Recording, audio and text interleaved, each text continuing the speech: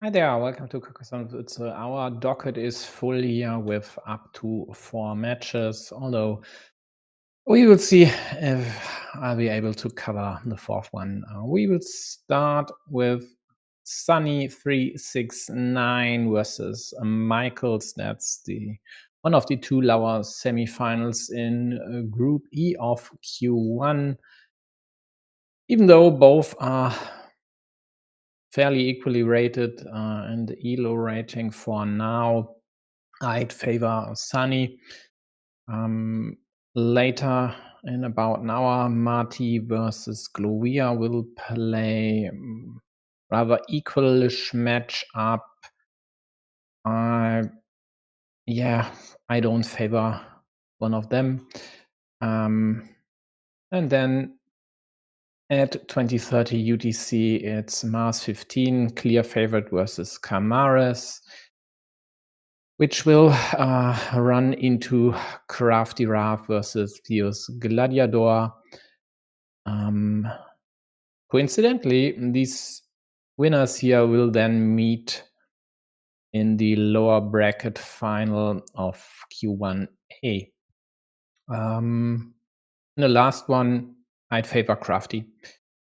But we'll see about that. For now, it's 18 UTC already, so Sunny and majkls should be ready to go. Let's check.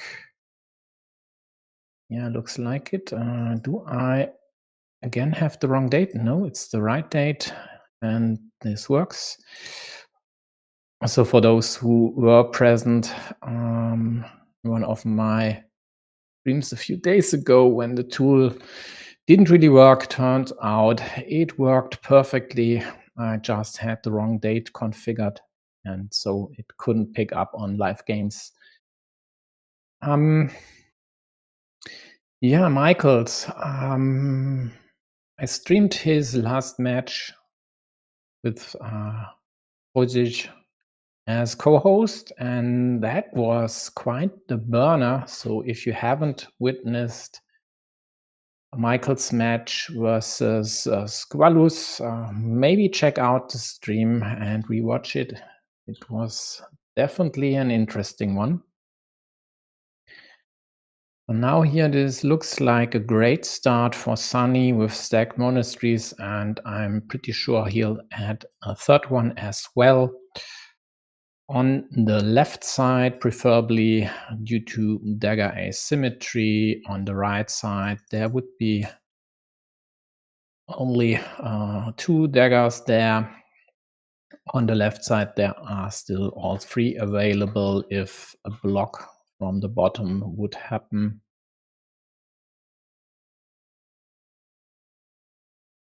But blue start is definitely okay. Compensation by threatening to close 2 nicely looking cities.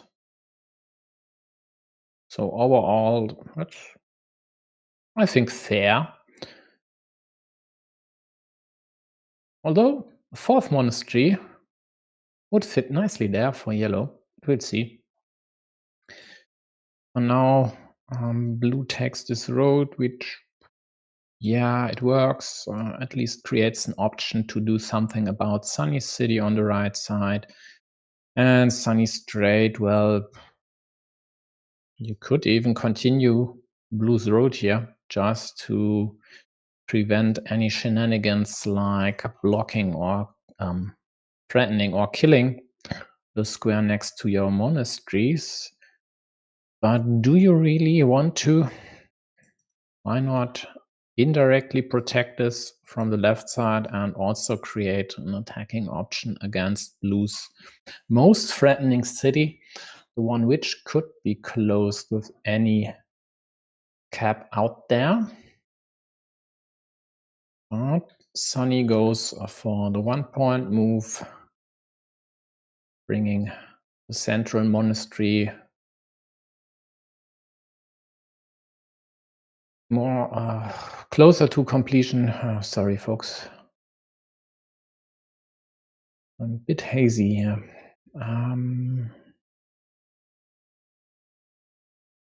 slight obstruction there, taking away field Doritos, but seeing as 3 are already gone, it's not a big problem for yellow. Still 4 road Doritos left to close this city with 1 piece. And even if that weren't happening, then they might still go for the horses here.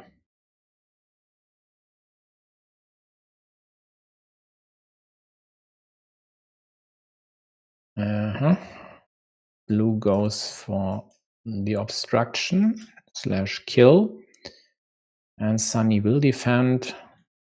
The only question is whether you point the remaining road end to the top or to the right, and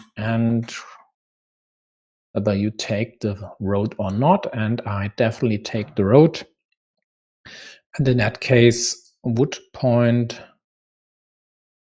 this road end to the right, even though I'd prefer a 6-point loop over here. In some cases, this here might be gone, and you could profit from the road end on the right side. Yellow did go for this option, and why not? Yep, and here we go. This road, or rather this road end is gone. And yellow needs to find another continuation for their road. They try to push blue's city into this abyss, but it doesn't work. Blue immediately defends at the cost of opening up their city for attack. Excuse me for a moment.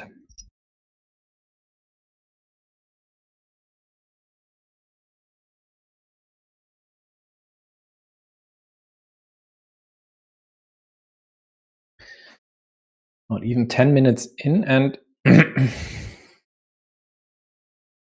my voice acts up a little bit. We'll see how this will turn out in the long run. Yeah, yellow immediately attacks the city, as you do when you get the chance to attack a 7-pointer and prevent your opponent from running away with possibly 18, 20 points even in the end. If closed with 2 more pieces, then you attack, of course.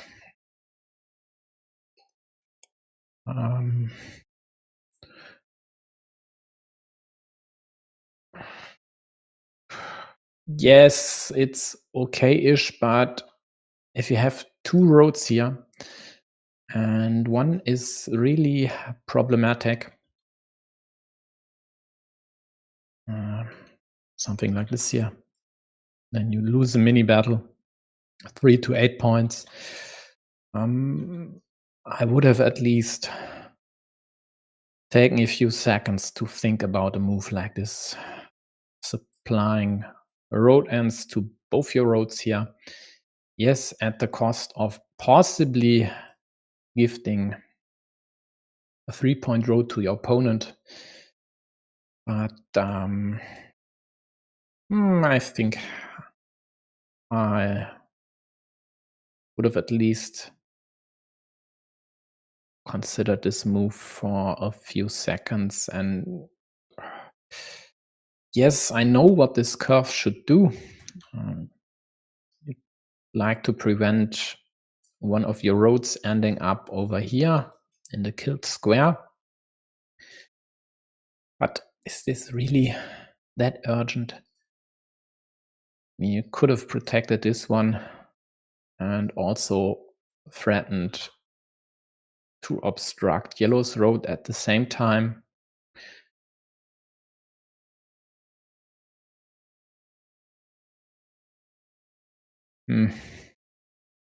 Doesn't really look great for blue here. I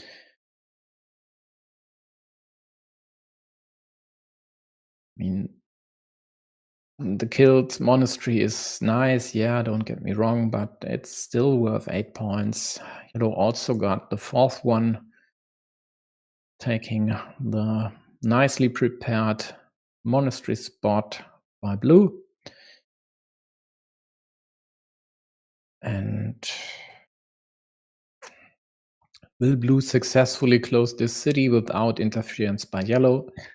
I don't think so. And then blue doesn't have any other features that would really allow them to equalize the scoreboard.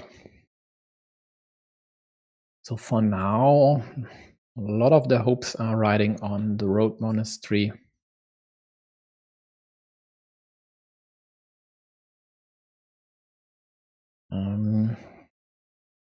Yellow dropping twin caps all over the map.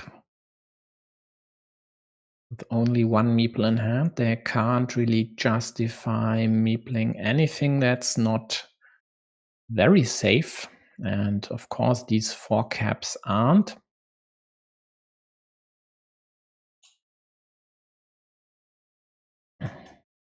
Blue limits yellow's monastery completion to the remaining road monastery. The same blue needs on the right side. So it's a straight up 50-50 flip. One of the caps worked for yellow. The road on the right side, which looked totally fine when placed, is now killed. And now yellow has to survive with this one meeple for very likely a long time. So at least until the city up top gets closed, or this one. So road Doritos are critical as well. Or the road monastery ends in their hands, and it doesn't. The only good news for them is they are up by 21, and so blue can't really not take the road monastery now. Straight up 9 points. Yes, your opponent gets a crucial second meeple back, but if you're down 21, your opponent has this city, which is very likely to close roughly 88, 89% or something like that right now. I don't think it could not meeple this. Nah.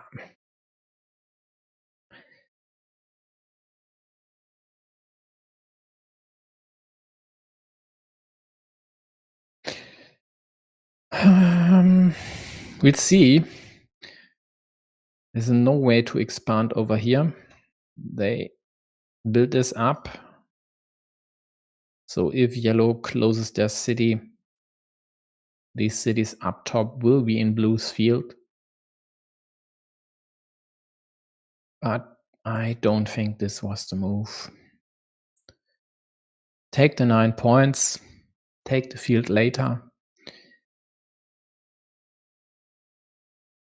Even if it's really, really, really bad, if your opponent hits the Dorito right after your monastery.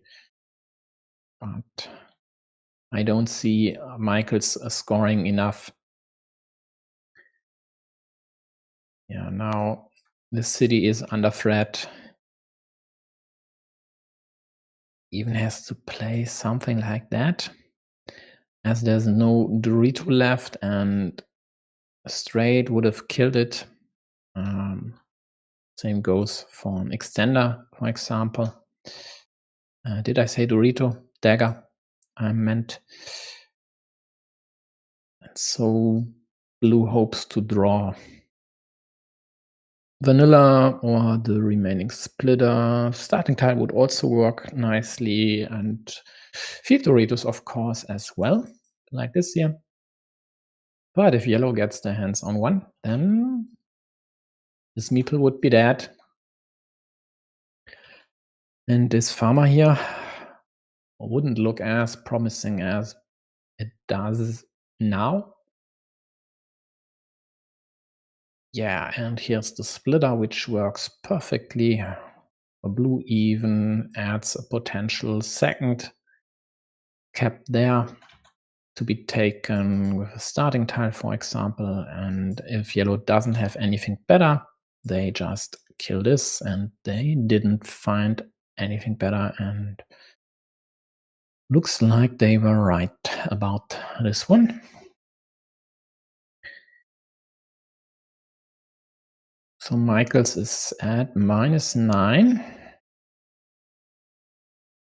Protects this city. This could still be taken with a vanilla and might then end up on blue's field as well. Yellow still hasn't connected up top due to not getting any big city tile or Dorito for that matter. And one thing I neglected in my evaluation was this city by blue. Well, that could be closed rather easily even.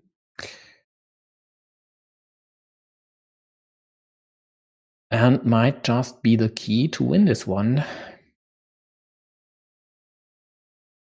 Second of 3 road Doritos in blue's hands. And let's see.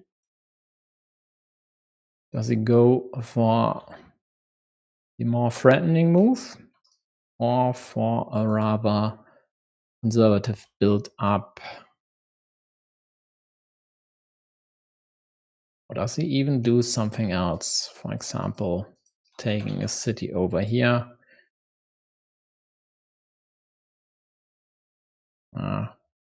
Let's see. Not sure which one I choose.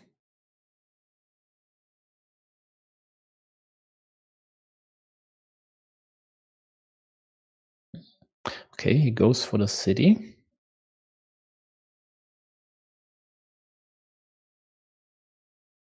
Yeah, Sunny. Do you connect? Risking a direct city attack like this, yeah. Tricky decision. Really tricky decision. There are 3 pieces or 3 caps to immediately attack. And there are 3 big city tiles left. It's not easy. The safer move would be to wait for one of that 3 big city tiles. There's no splitter left, and this here wouldn't allow blue to immediately counterattack. So I think dumping the Dorito, maybe over here. So for killing move if necessary, like this, for example, later on would at least be some upside. Else, maybe playing against blue city, trying to go for the kill from the bottom or from the right side could work.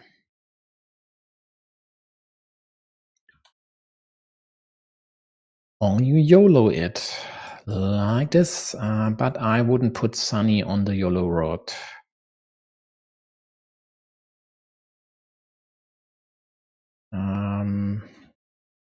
I'd say this one here will be the move they pick.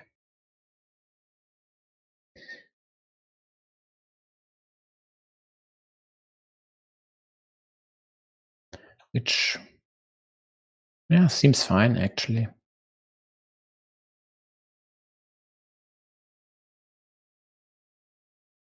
Yep, and he does. And it works, at least takes away the immediate city finalization.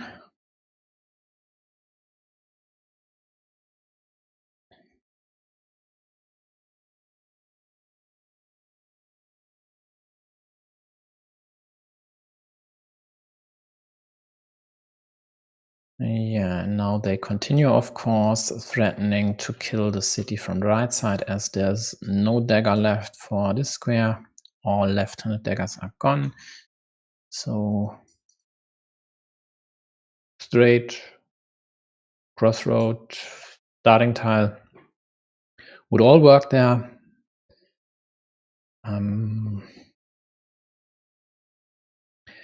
The vanilla would at least restrict this.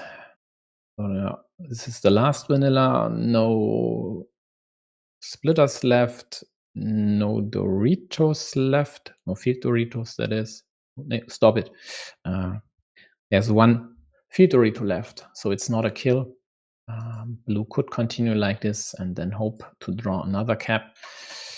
But when there are still caps out there and you've got this juicy, possibly 12-point city lying there, do you take it when there are still 2 cows out there, which would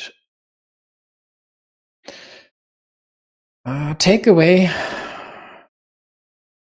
the best option to close this and force you, well, to draw 2 out of 3 caps, which could also be restricted, so it's at best a 50-50 shot once a cow hits. In reality, in this case, more like 35-40% maybe. Oh, yellow goes for it. Definitely a gutsy move. Even if it doesn't look like one, it is. Blue with another cap. Again, can't do anything about their city, but they might just add this at the bottom, hoping to draw the remaining dagger. Looks like they figured this out as well. And now there's only 1 dagger left for this square and only 1 over here. And now Sunny goes for the connection. There's the cow, as mentioned earlier. Pretty devastating for yellow, and they don't mess around. They just kill blue city here, taking away the twin caps, which would have worked there. Even though now this city won't get closed, it was unlikely anyway. But Sunny's at +14, and therefore blue needs the dagger.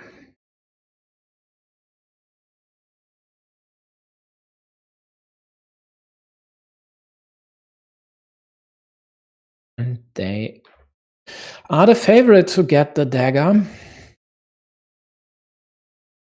Here it is. Perfect timing. And even if then, sure, what's there to think? Meeple the field, of course. You will get another meeple back. There is a 6-point field to be taken by blue. Sunny finally gets this Dorito, but the problem with this Dorito is it scores a few points for them, but also 5 points for blue. So they would have scored 7 rather, 3 in hand, 10 points for the completed city. That's a 7, but 5 to blue. So they just go for the 2 straight up. Didn't matter. Both moves were equal in net points. But in the end, blue takes this by drawing this dagger here. And even at the right time, if pieces were reversed, if they had gotten the crossroad before the dagger, well, they would have won anyway at +5. Just 2 points, 3 points with the road would have been enough to secure a 2-point win here. Close game overall. And the gutsy move by yellow didn't pay. Taking 4 points instead of going for the 12-point city would have been, well, likely the winning move for yellow. But hindsight is hindsight, and it is what it is.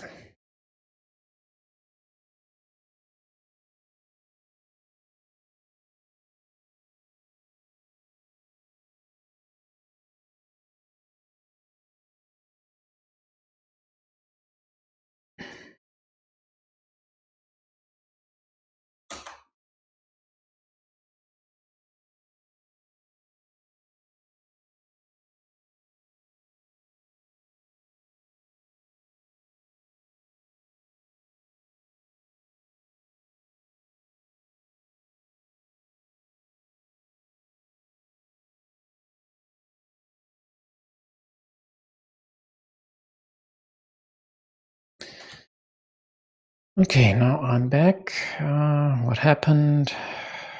Sunny starts a monastery, majkls takes a city.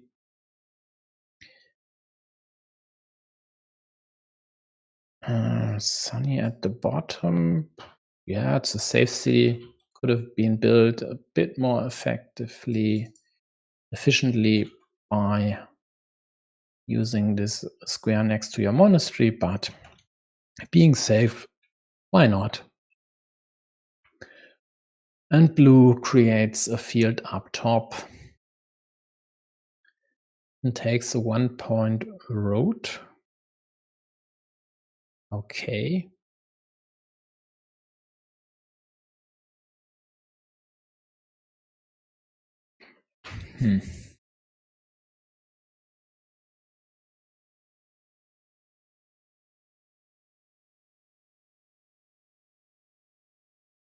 That's a bit uninspired. Just taking your city.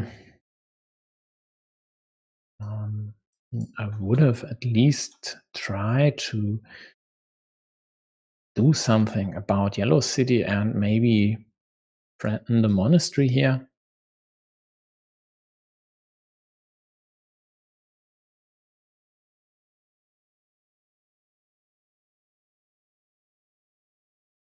Yeah, Sunny has problems with this configuration. Can't really place anything here without endangering this square. Can't really place anything here without endangering this, and vice versa.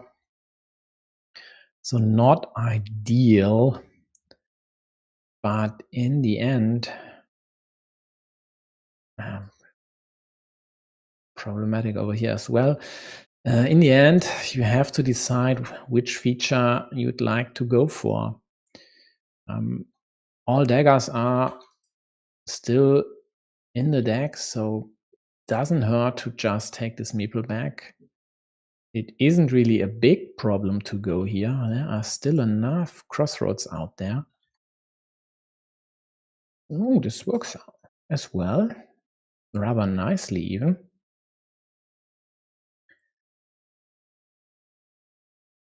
Opting into a mini battle versus Blue's Road.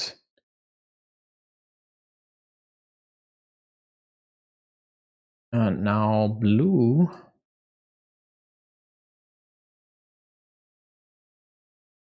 takes a bigger lever at the bottom by expanding Yellow City, maybe hoping to push it into the other one and then killing this here.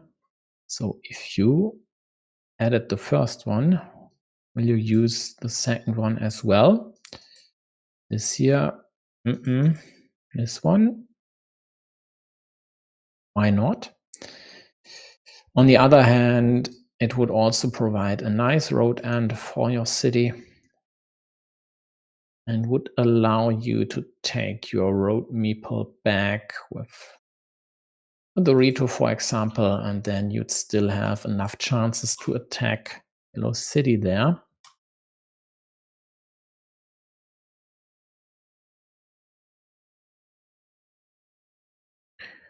Could also straight up take 2 points, or at the bottom to create an option against Yellow City. But this is the problem. If Yellow immediately gets a Dorito, you have to scramble. And you might even have to scramble hard. And now take your meeple back and attack again.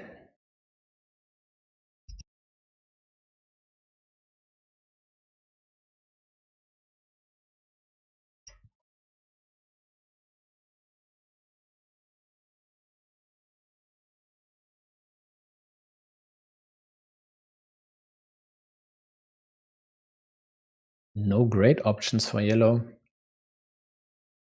Yeah.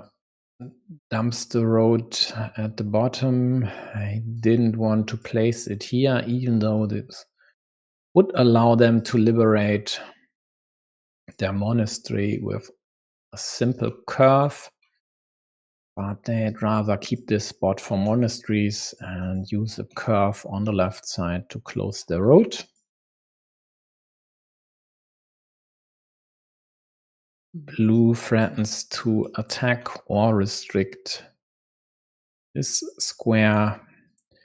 Yellow builds an option to restrict the attacking square. Now at least prevents a kill over here, which would have been possible by any road plus field on the right side, as all starting tiles are already gone. Now, at least. Yeah, now, okay. Then this here was just in time, as the starting tile would have killed the square.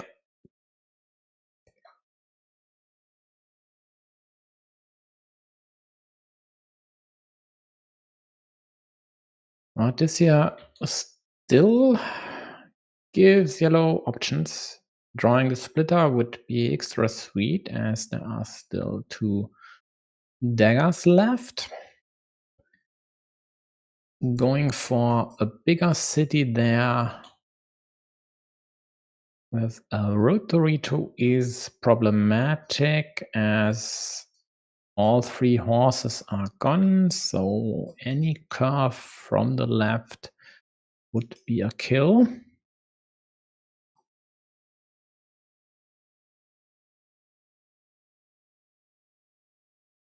And majkls might just want to prevent a worse case here. Just expanding this city.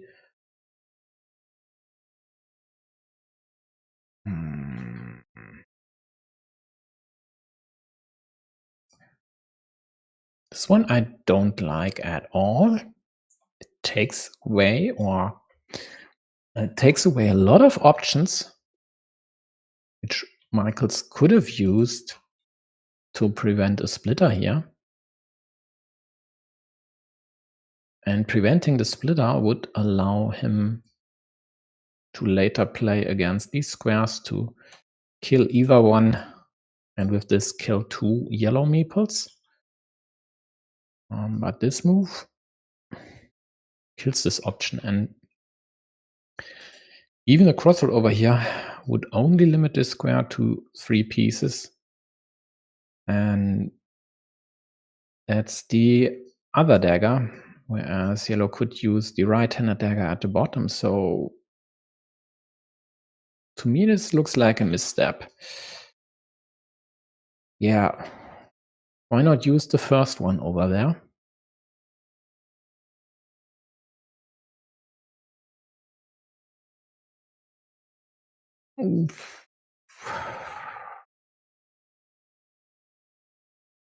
That's risky by Yellow. There are 3 roses in the deck, which would immediately kill these meeples. So chances, let's count. So there's 1 cow, 3 field Doritos, 2 splitters, and 2 daggers. So 8 positive tiles for yellow versus 3 negative ones. Oh, I even forgot about these. So 13 to 3 actually. If you can live with a 50-50 shot for the last cow.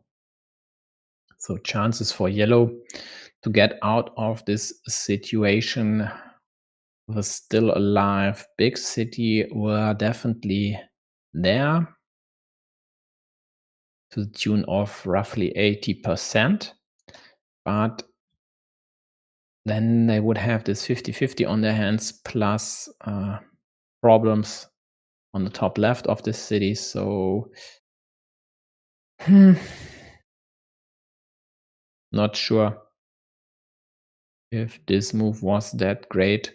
On the other hand, if you don't go there and if blue hits the rose, this here isn't better. It is an immediate kill. No horses left, and therefore you'd have to place a road Dorito there, and then this square would be dead. No, it wouldn't. Damn it. It would still fit the horse there, the rose. Yeah, so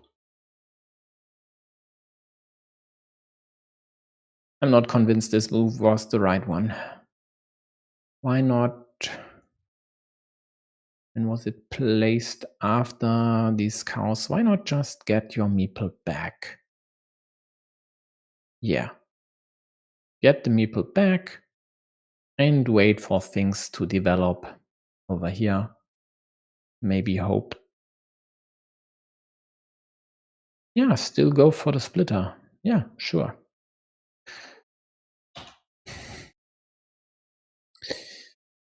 Well, long story short, blue's ahead +6 and has more meeples in hand, already has a field which will very likely grow unless their opponent draws like Aki Stack this afternoon. Aki Stack was able to draw, I think, 7 city caps out of 16 or 17 tiles in the end in the second game versus Sporter, and won the game, of course, you might say. This many caps in a row, always nice, but especially if you already own the field. So we'll see. There are still chances for Sunny.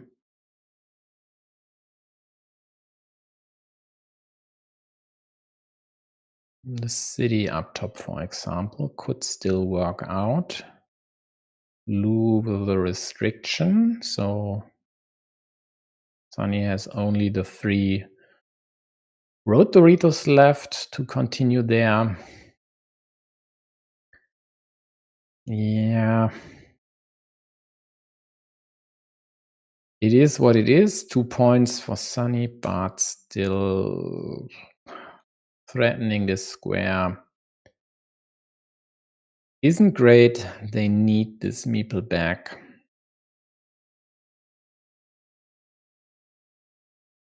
Increase their chances to win this game.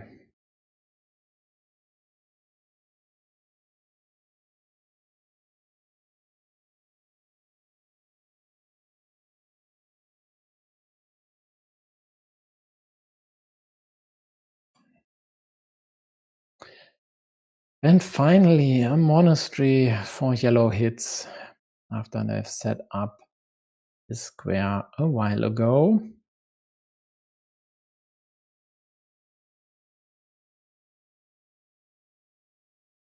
Blue doesn't have a nice monastery spot available. Could go over here to kill this square and prevent yellow from getting a meeple back while building up their ruin on the other side.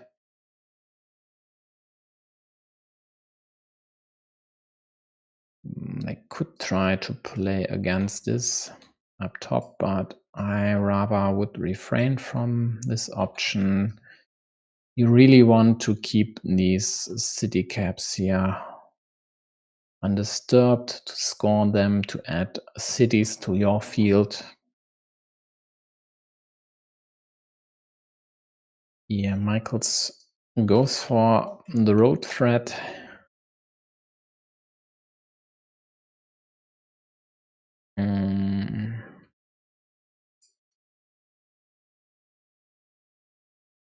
This here?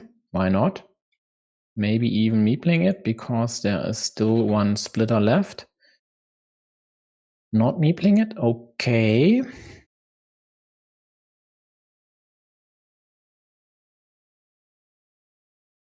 We'll see if this will work out for them, or if yellow will be able to snatch the right city. Chances aren't great with a 3 Doritos plus the splitter. Well, blue definitely is the favorite to get this city.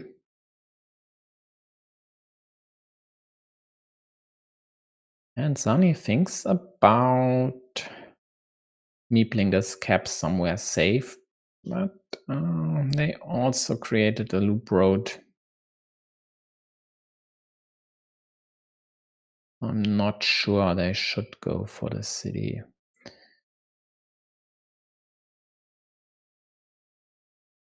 Maybe protecting this square plus indirectly continuing your city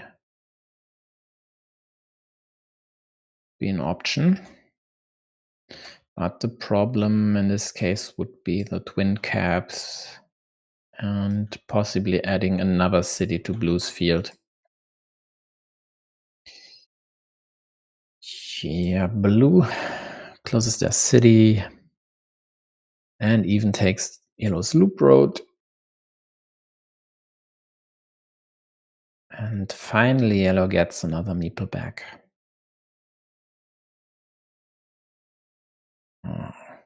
But this divide here could very well end up being devastating for yellow if all these cities would score for both fields.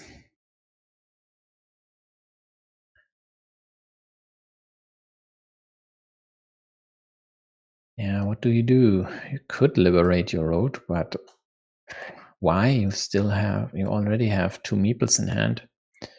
Could take away the cap, which would be the reasonable move. But 3 points are 3 points. Could have also taken this one. And now you need to play against this.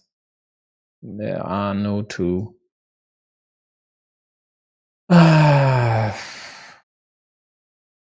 opinions about this. I mean, come on. There are 5 caps and only one would have worked for blue with this road end sticking into the city.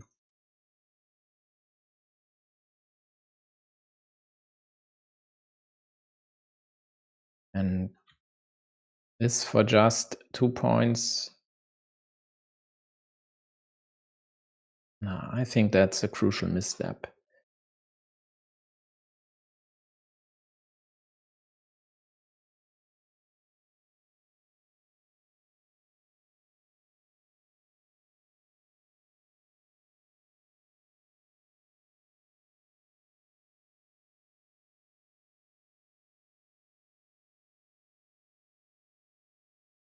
This could work. If they only had another meeple in hand, they could even meeple this field and threaten to unite with a blue field.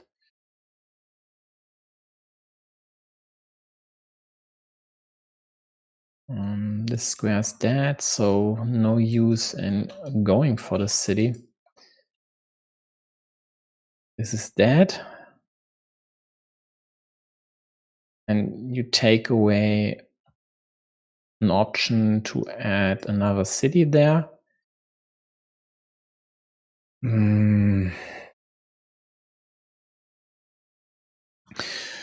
So rather imprecise play in the end by yellow here.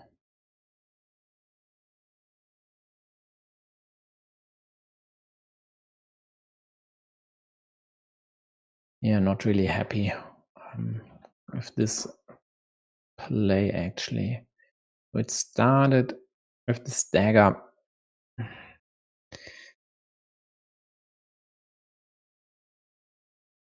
And went downhill from there.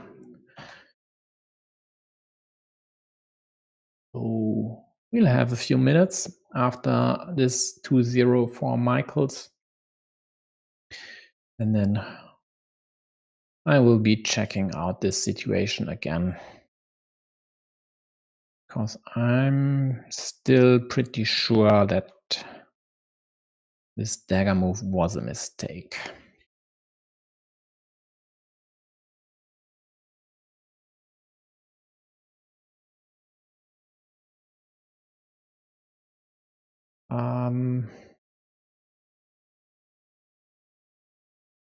Well, majkls, what to do? Maybe just take the 4 points. Yep, you'd create a 6-point field, but who cares? Could also just take the field. Yeah, why not? Doesn't really matter.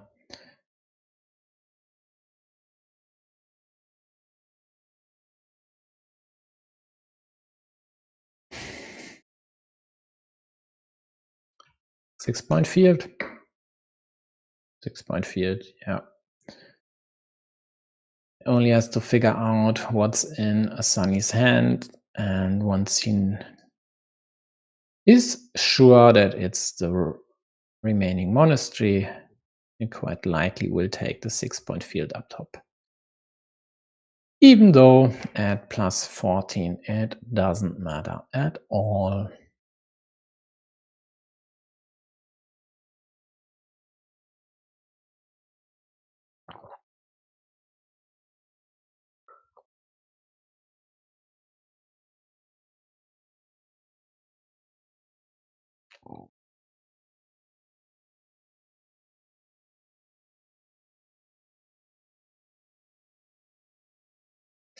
Okay, there's one way how Sunny could still win.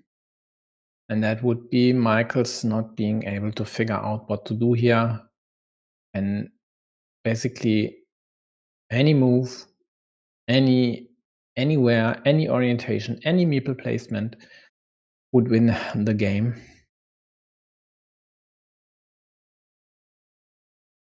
Could even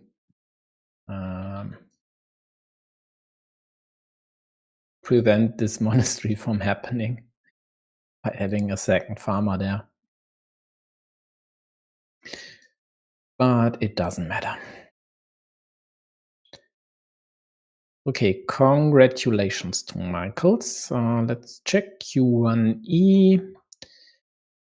As it was the lower semifinal, Sunny is out of the tournament. So over here, Sunny is gone. majkls moves on to the lower final and will meet the winner of Loishi Nopasaki. These two will play in about 24 hours. And the winner of this lower final will then move on to the consolidated final to await the winner, the loser of Stephen Chang, Fanatical Lime 93, of course. Okay, next up will be maticarrizoc from Argentina versus Glovir from Portugal. That's the final of Q1A. For now, I'd like to check the situation with the dagger for Sunny again. Must have been around 80 maybe. Oh, 80 is too far in the game. Still too far. Okay.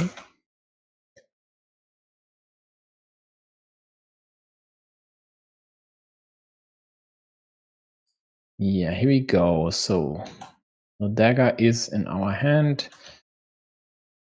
And nah. Just close this road. It's a 1 point gain for you. You gain 2 points. Blue gains 1. Oh, it's 3 point even. You add 1 point to your city. Let me skip. So we can easier analyze the situation. So we have the dagger in hand. I mean, come on, you only have 1 meeple. Your opponent has 5. It doesn't matter if they get another one back. It matters that you get the second one. It matters that you threaten to close this. And it especially matters that you don't give them the chance to immediately kill this, even if it's only with 3 pieces in the deck. 3 of 40 is still a 7.5% chance to immediately draw a killing tile, and this chance only grows on their next turns, unless you hit one of your outs. And why take this away? Was there any other killing option available? I don't think so, because the daggers were still there, the horses were still there, and road Doritos as well. So there was no option for blue to immediately kill these cities. The worst would have been a Dorito like this. Then you need a dagger over here and a dagger there. Both available twice in the deck, so 9 and 16, all things considered, if we just neglect further attacking from the left side, only roughly better than a 50 chance, but definitely better than getting killed there immediately. So I think this one was the critical move. The biggest problem for yellow in the end. I mean, anyone in the chat and has any reason why yellow shouldn't play this dagger, please let me know. And if you watch this later on, just paste your ideas in the comments, please. I just don't see why it's of any importance, frankly, to go here. I mean, why? You give them the chance. If you go here, they can't kill you. Yeah, they could do annoying things like this one. But even then, you'd still have chances. You could either get the cow and then a dagger, or the quadruple city and then one of 4 road Doritos. So yeah, crucial mistake by yellow. And from there, it just went downhill.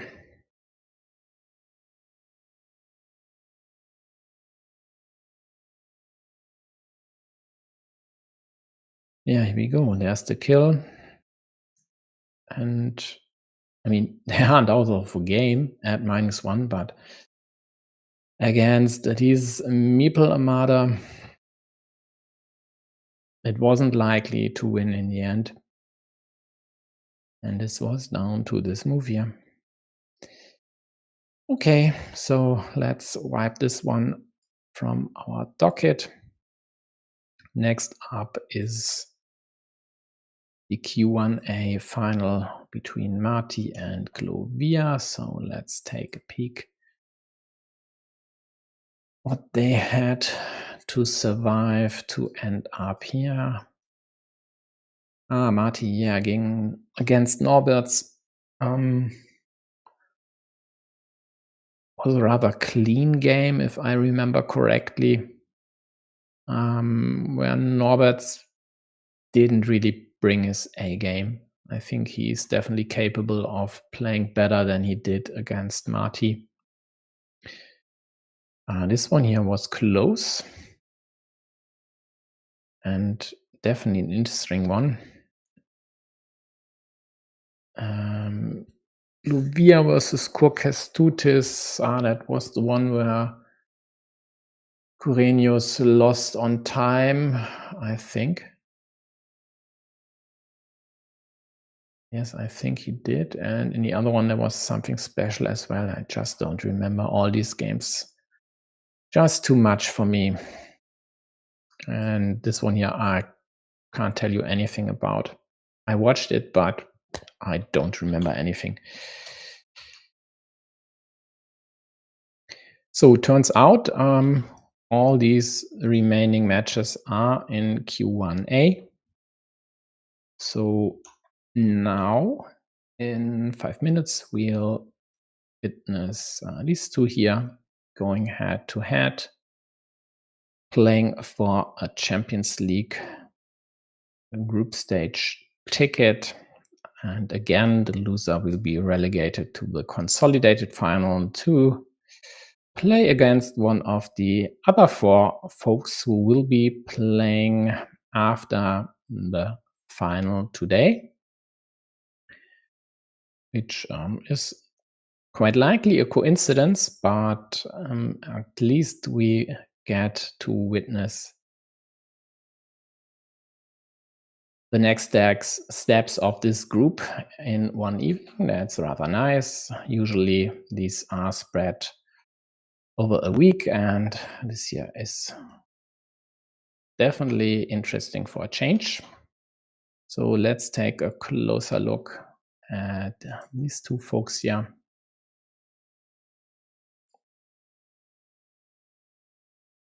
Marty right now rated at 700. Oh, is he a fresh master?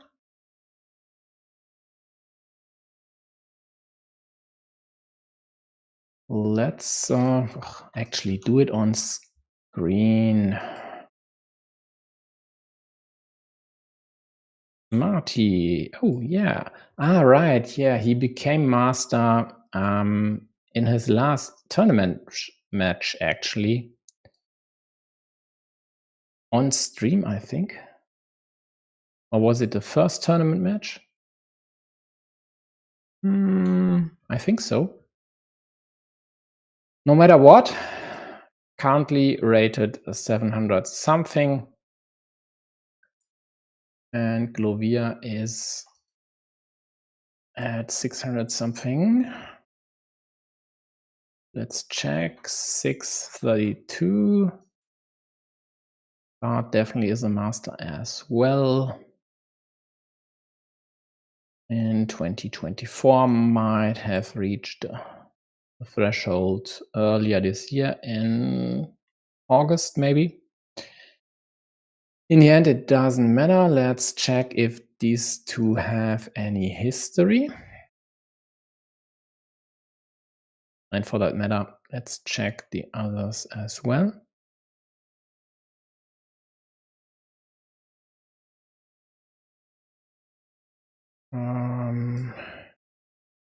February 26th. Might this be a Champions League game? Group stage? Last season? Let's find out.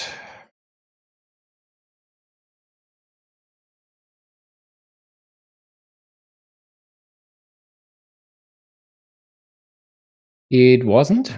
Then they might just have played for fun, because Marty didn't play in the Champions League anyway, so definitely wasn't a Champions League match.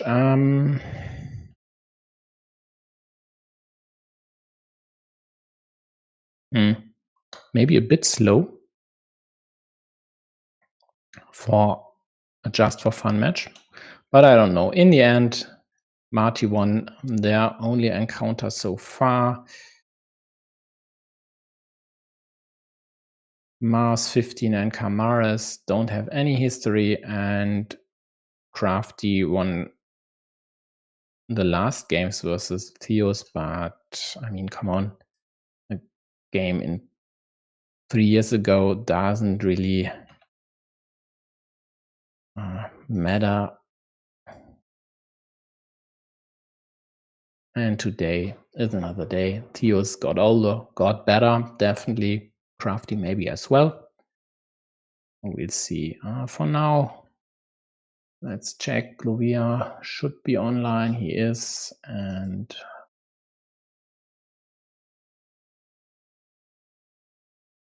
Marty as well. So it's very likely the match will start in a few seconds.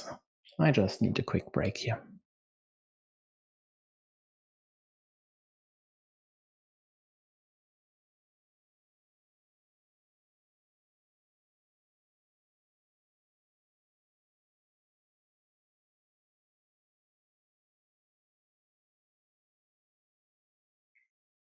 So they should start now.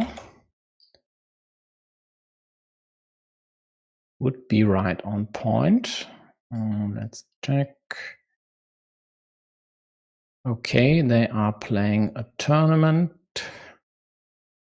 Therefore, 15 minutes per player per game. But also start date 1 minute ago. And yet it's not live.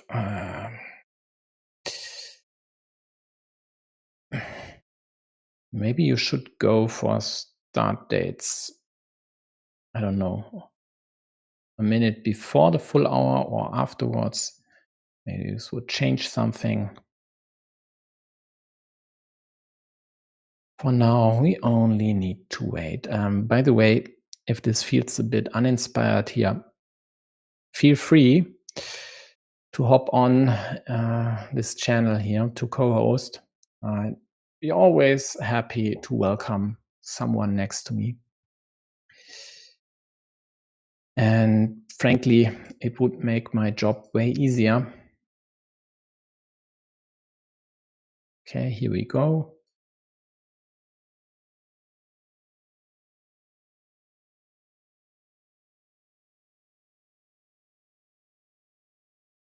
Glovir starts the first one. Again, as I said, tournament mode, so 15 minutes thinking time for both, and looks like hasn't updated the game. Usually it shouldn't take 30 seconds to execute this one.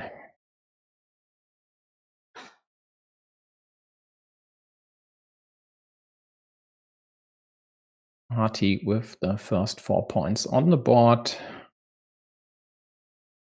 Glovir prevents the immediate road attack, forces Marty to dump the straight at the bottom, taking away the best monastery squares with this move.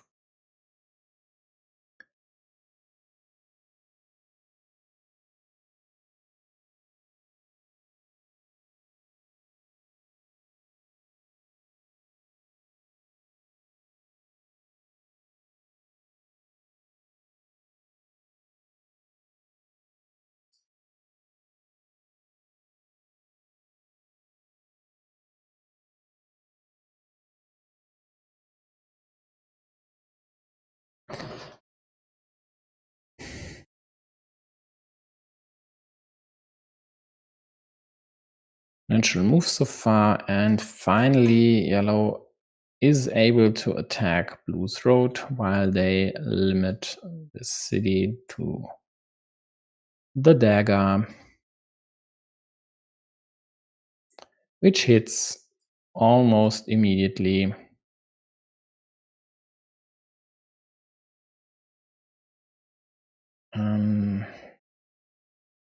It's a threat, and therefore Glovir immediately attacks the city, not leaving anything to chance.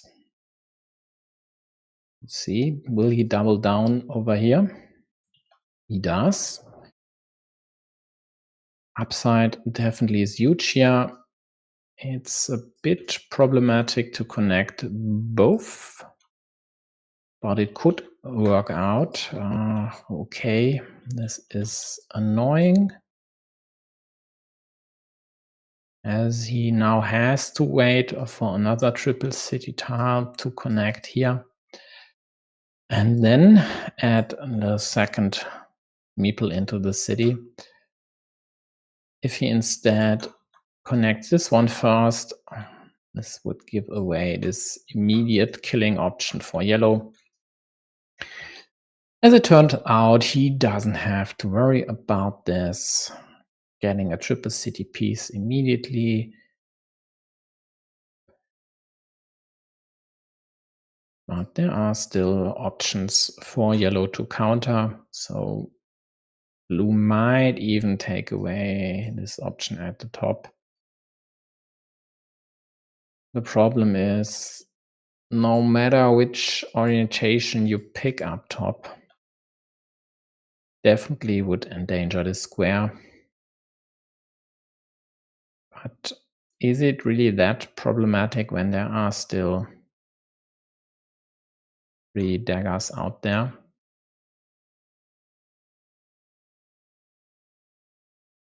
I don't think so. Well, he opts to take the field, which is definitely nice. There are already 2 finished cities on it. There will be more to come.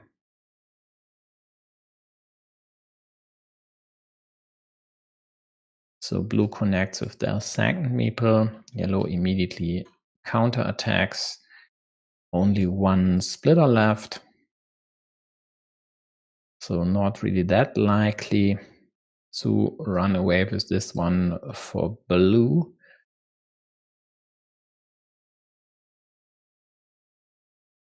So considering he only has the 1 meeple in hand and might very well need or want to attack the city again, he just closes this instead of the more efficient move of taking away the open city cap.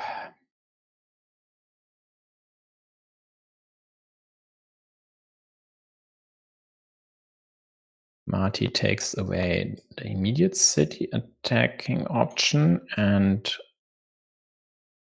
tries to unite fields there to equalize blue's main field. The problem of this dagger was the square next to yellow's monastery. It was really a great one for another monastery. It just didn't work though. Now they need one of the 2 remaining road monasteries to fit in there.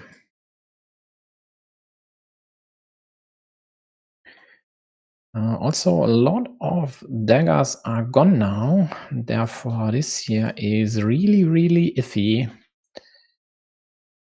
Any crossroad over here by yellow would surely end up adding 6 points to their score and also limiting blue city here to the one and only left-handed Dorito.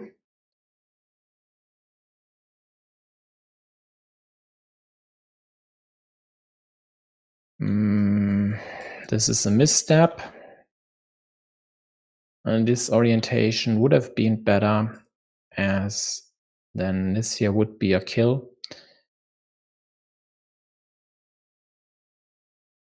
And exactly this doesn't work. On the other hand, yeah, I'm pretty sure I know why they use this one.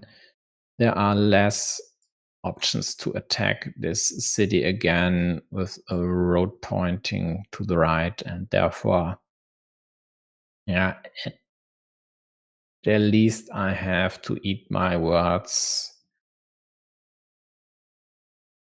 or some, yeah. Looks like if you valuing the city more, and you should, it's definitely the more valuable feature, then this is the right orientation, even if it takes away the chance to immediately kill this square with a straight.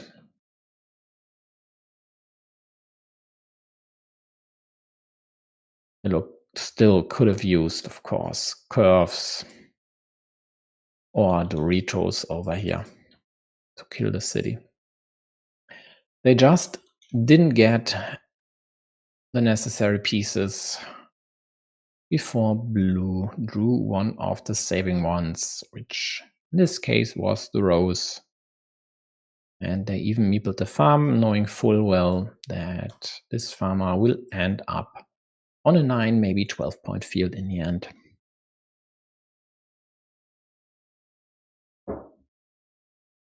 Yeah, Glovir has 2 meeples in hand, and there is a very juicy monastery spot available. The problem is, once yellow closes their road on the left side, these squares are problematic. Then you might need 2 curves or combination of road monastery and straight, likely in the other order. Yeah, and therefore he takes the safer 7-point monastery spot, which I didn't see. And that's totally fine.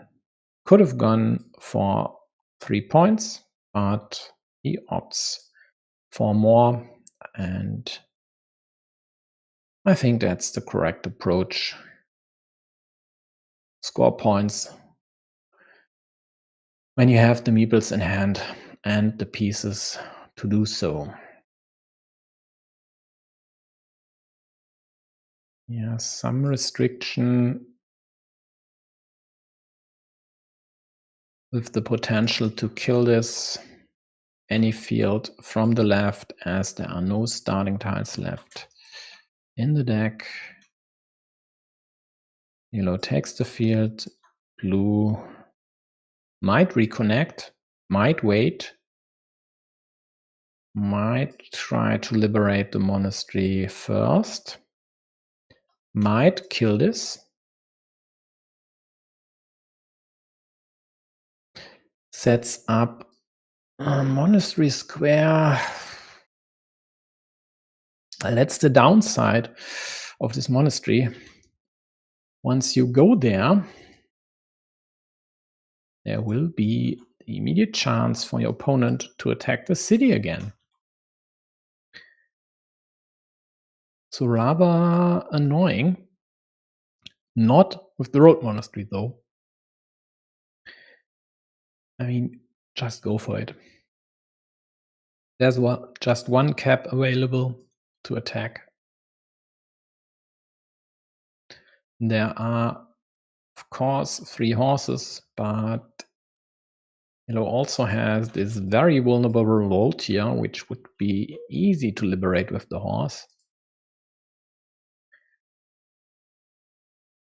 So would be interesting to see whether yellow would prefer to attack this with their last meeple in hand when they are +9, which technically is correct, but in reality the lead might evaporate once blue connects here. The once blue connects here is now only a 50-50, as all Doritos and daggers are gone, and there's only one rose left to still connect.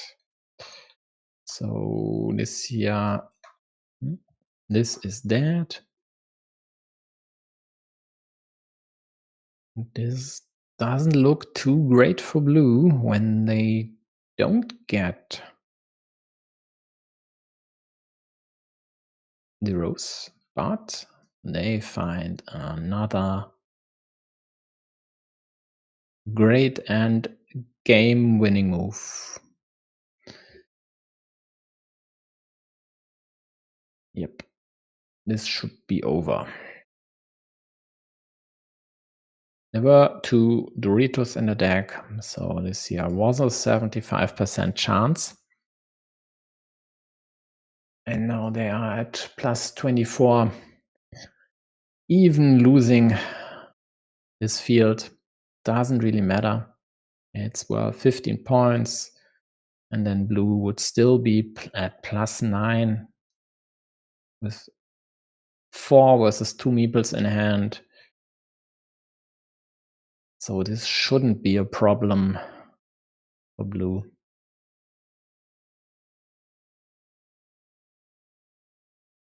You only need to score the biggest features here. Could restrict this square to the one remaining curve. But why? I mean, taking a 5-point road, maybe taking this 4-point road. Both would work actually.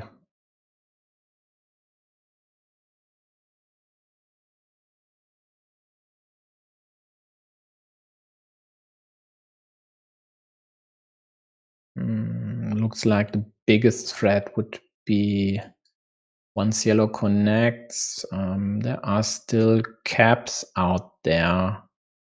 So another city could end up on this field, which could score 10 points for yellow.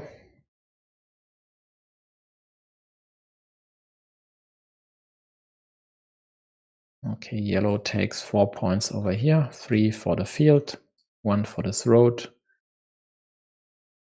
No change in meeple counts.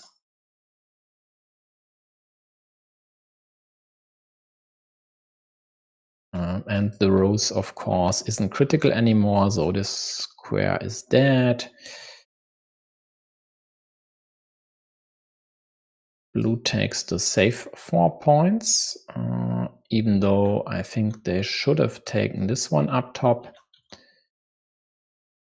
As there's only one curve left, and it's a curve yellow would place over here.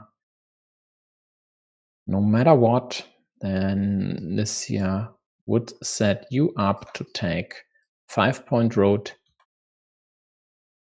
And there would be nothing better to do with the curve. So slight misstep by blue. In the end, it won't matter. Plus 13, blue will take down this one for sure. And it's all down to maybe the luck of the draw. Well, the 50-50 for the splitter. Plus immediately getting the Dorito was quite fortuitous.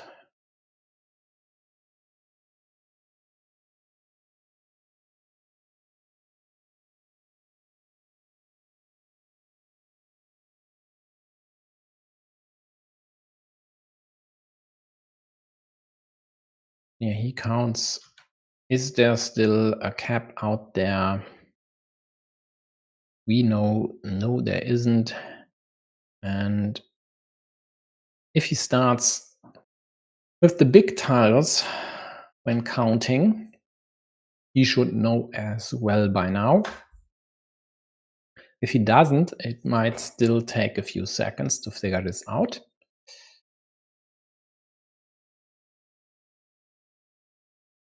in the end, whatever he will do, he'll win this game. Yellow will only get 4 points max for their move. And this doesn't really matter. And even if there were a cap out there, well, if there were a cap, they could still win. And they, of course, would do a move like that. Some call these farmers drunken. Will score 0 points, won't be able to connect to the field. Doesn't do anything, just a waste of points. Would have taken 3 over here or on some of the fields.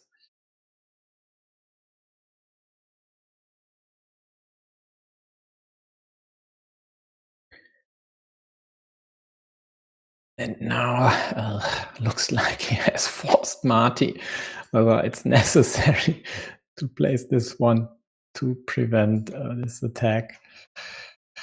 Oh well, boys. It doesn't matter. Just place the piece somewhere and let's go to the second game, please.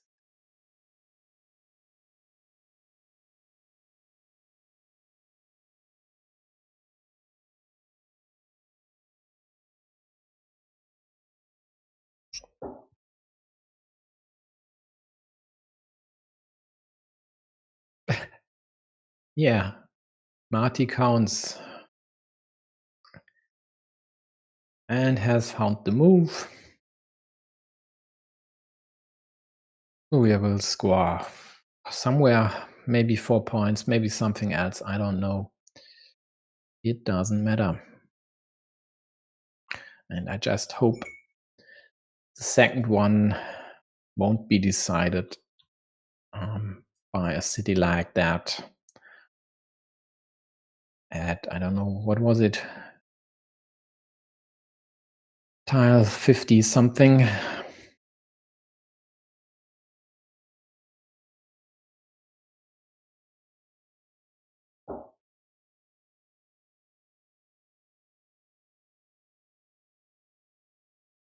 Yeah, 13 points in the end. And that's actually a shame that the city decided this. Could have been way more interesting with more field attacks here.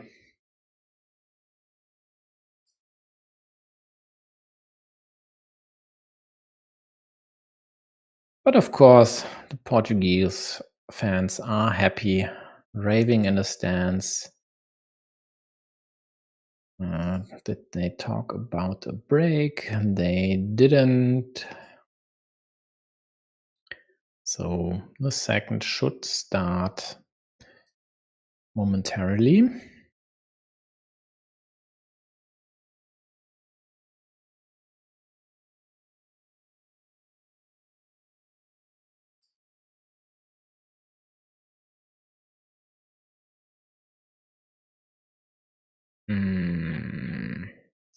If I click on the game, but I'm teleported there.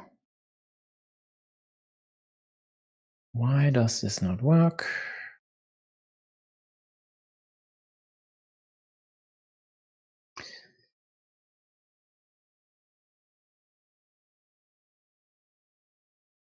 And let's go to Glovir.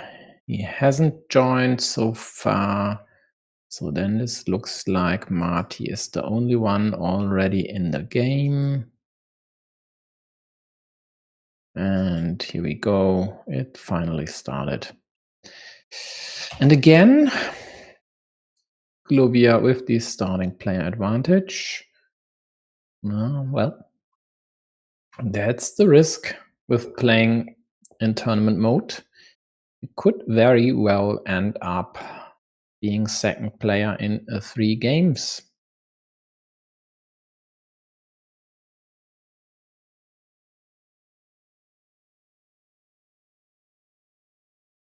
4 points for both. New cities for both as well. So far, fairly evenly distributed tiles. And Glovir might just take a loop road up top, like he just did. Yellow takes field? No, road? Yeah, why not?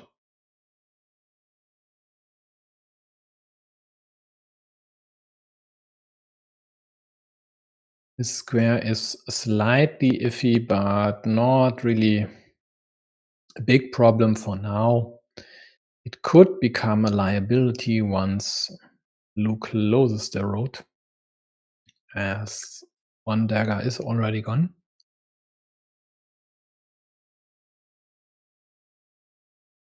First extender in Yellow's hands.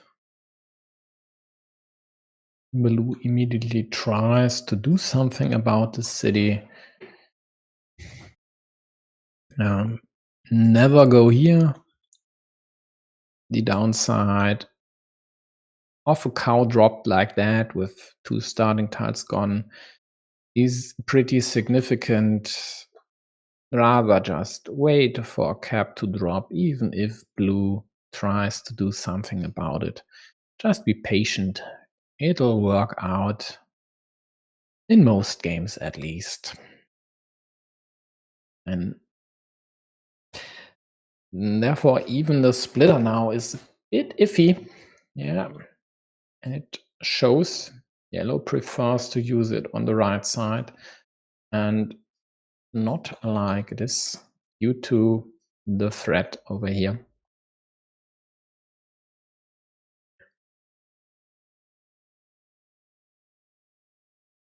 Second left-handed dagger gone. Now we'll see the first farmer by yellow.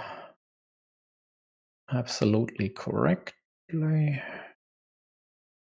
With these 2 possible cities on a 6-point field, that's definitely worth the investment there.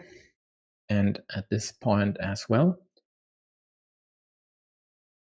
No need to wait for anything, especially not when blue has incentive to place more tiles there and take the farm themselves.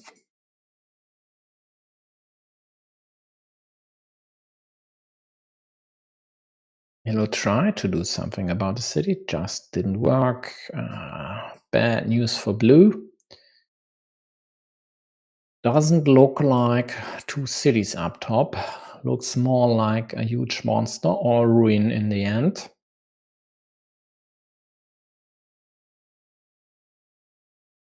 And therefore, blue doesn't even shy away from using a juicy city cap there.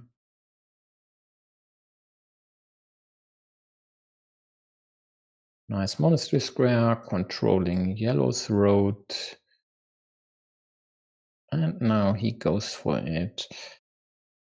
I guess yellow will use a monastery over here. Just trying to do something about the city, and with 2 daggers gone, I definitely would have considered this option. They go for more points, also support the road by supplying the road end there. This could end up catastrophic though, if blue would get their hands on a road Dorito or horse to limit this square to the 2 remaining starting tiles. But Marty gets a curve to prevent that. He doesn't though. Not the right move. There is only 1 dagger left, so why not protect your city, which is worth more than your opponent's, and then go after this one? Yeah. Not liking these moves here by Glovir. Definitely not. I mean, even if this would have worked, there are still 2 starting tiles left. And there's only 1 dagger left. So you give your opponent the chance to restrict 2 of your meeples to a 50-50, while you try with 3 moves to restrict 2 of their meeples to a 25-75 or 75-25. No. No. That's definitely a mistake here. And it's still not saved, and he has to save it now. Maybe he doesn't see this. Maybe he miscounted the daggers or the orientations. I mean, it's a bit tricky sometimes to do this in your head. But anything but this here, right now, still a mistake. Or again, a mistake. And finally, but arguably the best piece for yellow to threaten the square again. No immediate protection available for blue, and yellow doesn't get anything to kill blue's meeples. Will blue be able to save the city now, either directly or indirectly? He doesn't.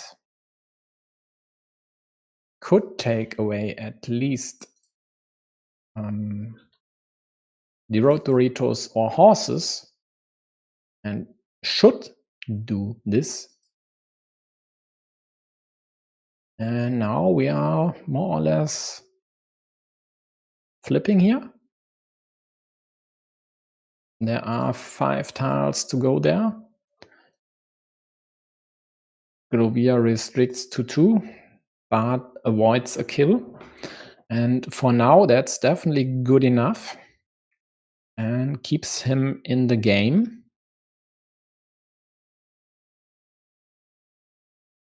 One monastery liberated.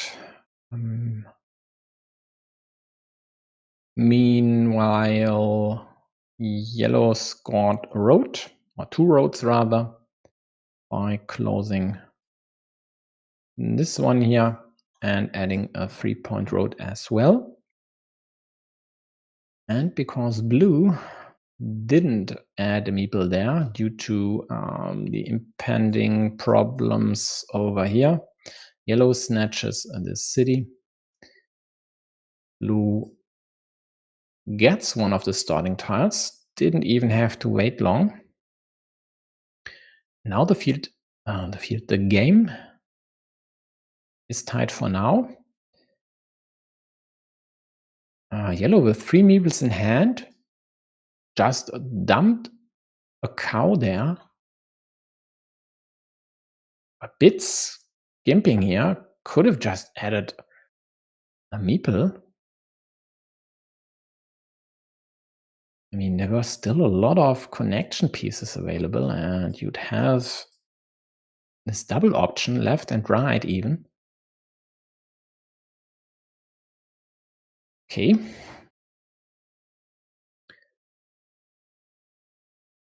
Scores a city, also adds an insurance farmer, which could connect to the main field.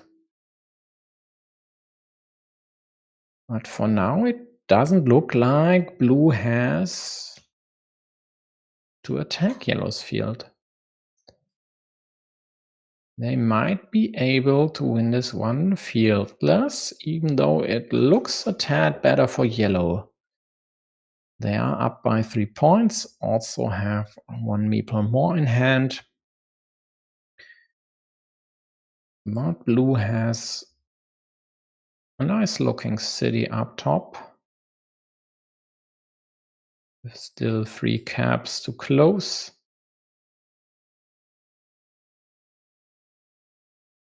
Marty still has this one, and it's alive. There is still a dagger left. So from now on, more or less all caps are crucial.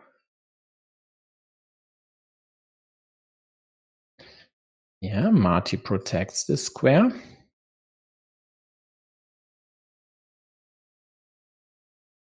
But meeples this one, and Glovir might do something against these cities. The only question is which orientation is better. And frankly, this one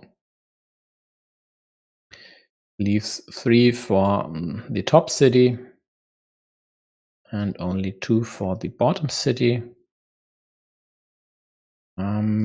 But there is one other thing you'd have to count for, and that's the dagger here. So in this orientation, you need the dagger next to the monastery, and then there would only be 2 caps up top. So I think this orientation is better. Yeah. You could live, or rather, you are more likely to survive in this game when the bottom city closes, but if the bigger one closes, I would put blue's chances at 10%, 20% maybe. So yeah, pointing to the bottom would be my choice. Is there anything else?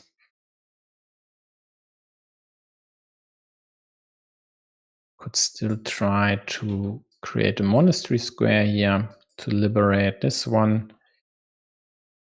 Of course, this would be killed from the right side with any road pointing into it, as both road monasteries are gone. Okay, he opts for this.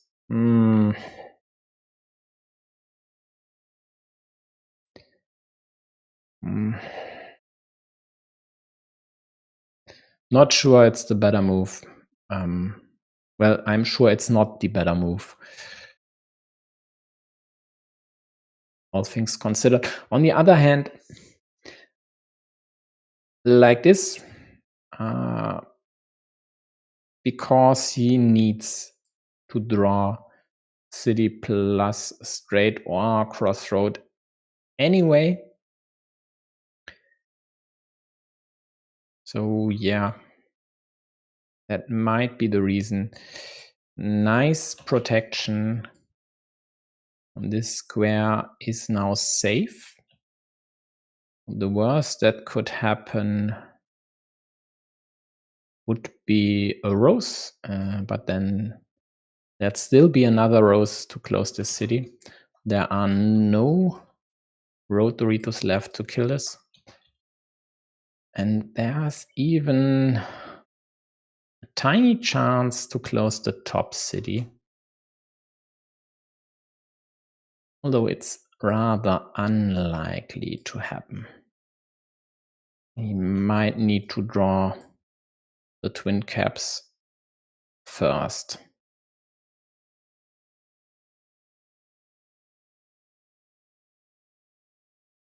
Yeah, but I think he'll go for it nonetheless. Could also draw the dagger and then a rose. Yeah, but this rose should kill this square. We'll see if yellow notices this option, or if yellow even goes for this city. They are at +8. Should be enough to take 2 points here and kill the square.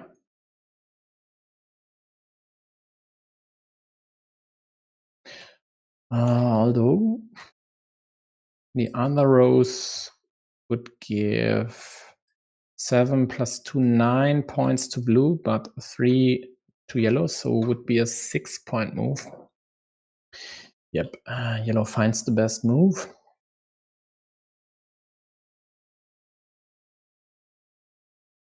Blue with an influx of 8 points, and the decisive rose in yellow's hands.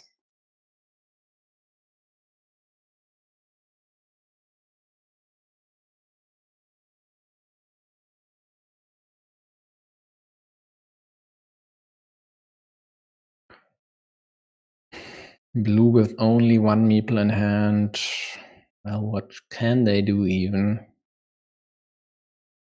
Score 3 points? Yeah, why not? Oh, 6 points. 6 points. 6 points, and oh, shame. Yellow will take the field for 9 points at the bottom and will this game. Hey, Juan.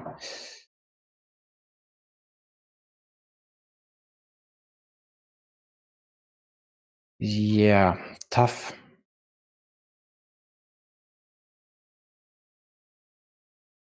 Tough for blue. -5 in the end, but even if these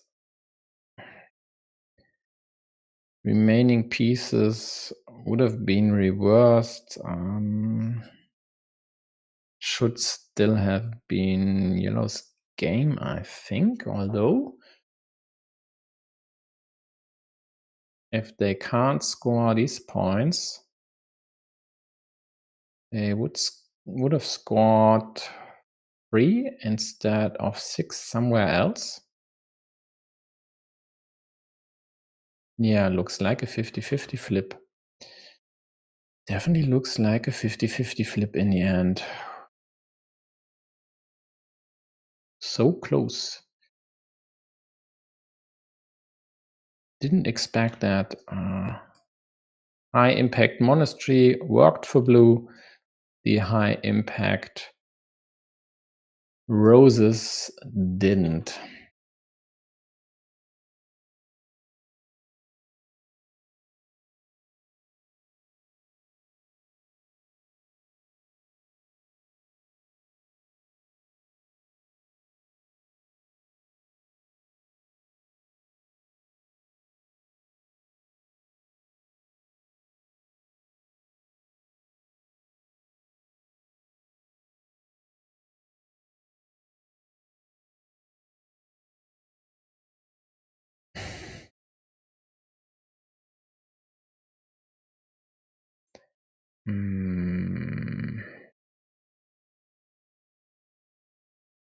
This,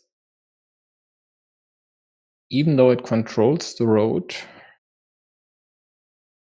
not a big fan, because it allows yellow to do anything over here and control 2 of blue's features.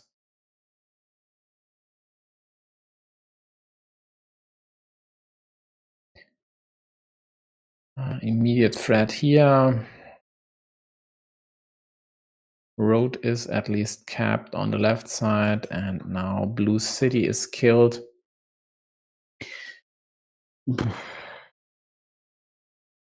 Tough start for blue. Really tough.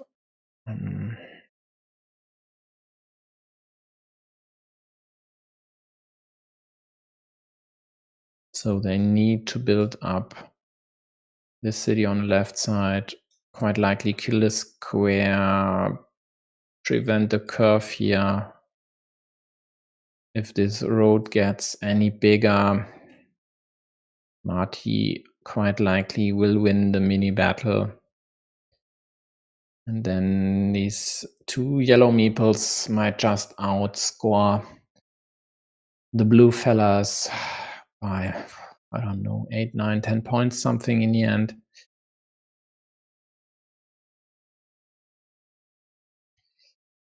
Yeah, hi Raf. And he's right. Terrible draws for Glovir. But also, I mean, I get this position. It's usually definitely okay, and if it weren't for this open city, would be my preferred spot as well, but in this case, when a threat like this looms, in the beginning, I don't know.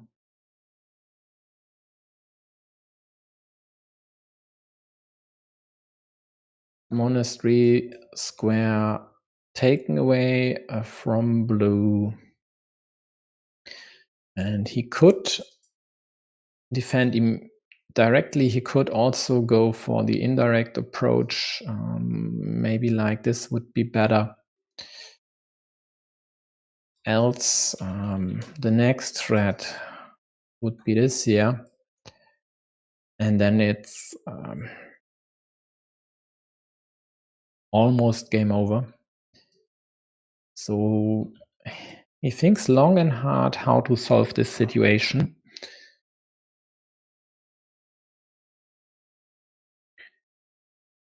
He still is ahead, but has to score points somehow. So I think I might go for this move. Still 3 Doritos left plus splitters. Yeah, he takes this one, and you only have the 3 vanillas left. And yeah, this is safer and more flexible, as you can use Doritos there, road Doritos, and field Doritos, of course, as well. So you have more tiles to use for the city. But is it really better if you limit yourself to 3 pieces instead of 5 when you are already down meeples here? First of 3 vanillas in yellow's hands.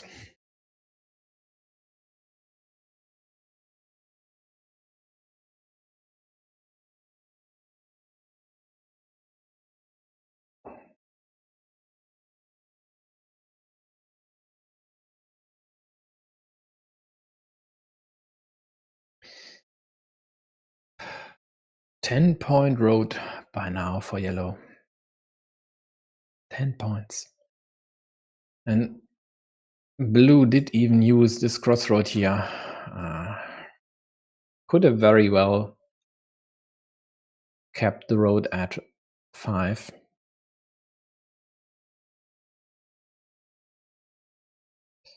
But the savior from the deck.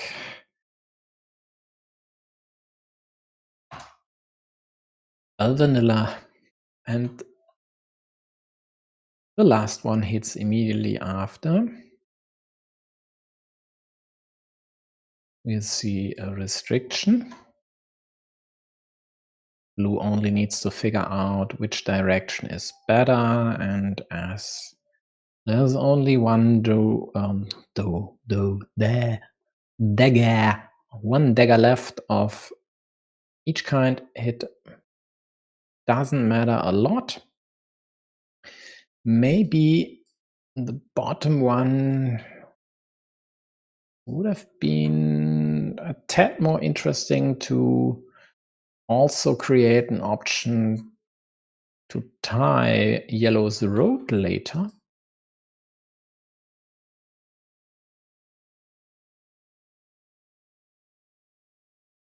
Yeah, that road pays for itself, that's for sure. And therefore, I might have refrained from adding a curve there. This begs for an attack.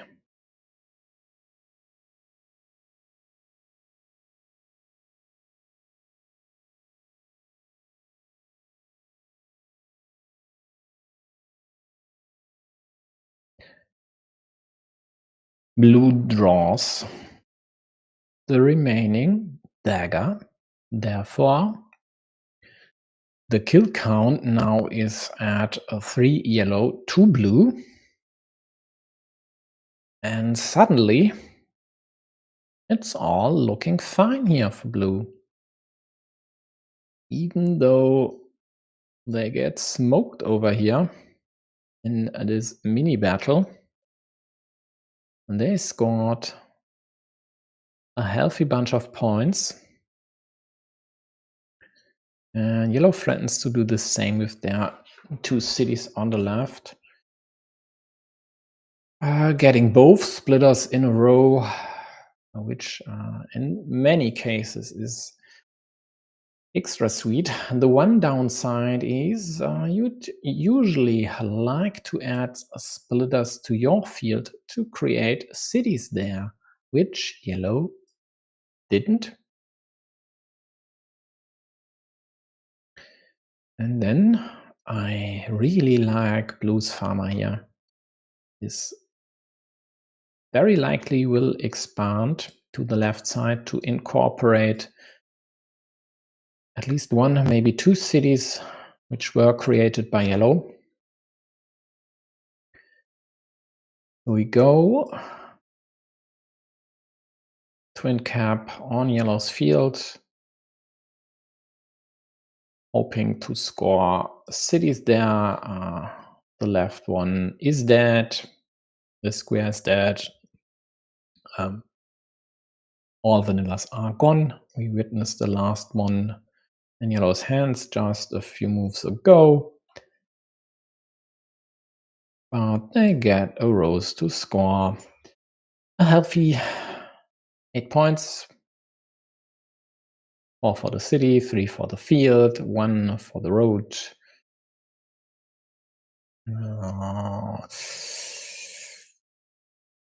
This is asking for trouble. This is really asking for trouble. Blue has the meeple majority and will have it until the end of the game. And fighting for this field here, for sure, isn't the way to win this game for yellow.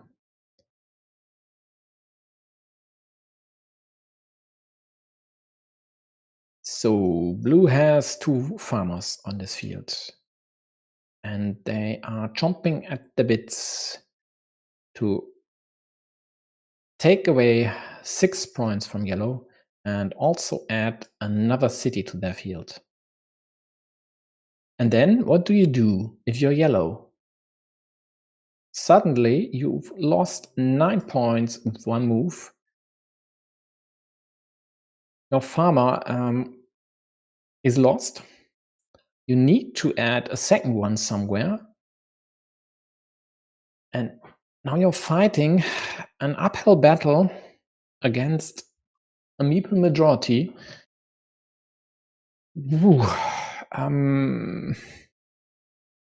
Nah, this wasn't the move.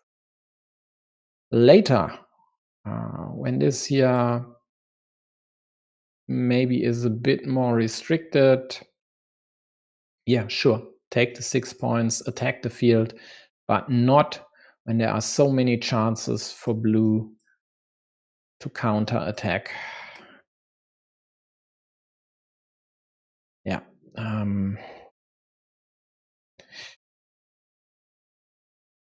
And here's the kill by Glovir. Like this, then this city would be dead. No chance to close it anymore. No permutation left. Let's see if he'll find this. I'm pretty sure just needs to count the city caps, and once he figures out that there's only one left and the one is the rose, then I'm 100% sure he'll add the Dorito there to kill this city. And basically, is there even a chance if yellow were to connect to blue's fields? Not really. This farmer scores 3, this scores 6. Blue's farmers score 12 points. So even if yellow were able to tie the field, The difference they'd gain. Oh. Oh. Oh. This hurts. This hurts. It really hurts. He had the win right here, right there, and didn't see it. Wasn't able to figure it out. With, I don't know, 8 minutes on the clock. Oh, gee. Oh, gee. Right, Raf. Ay, ay, ay.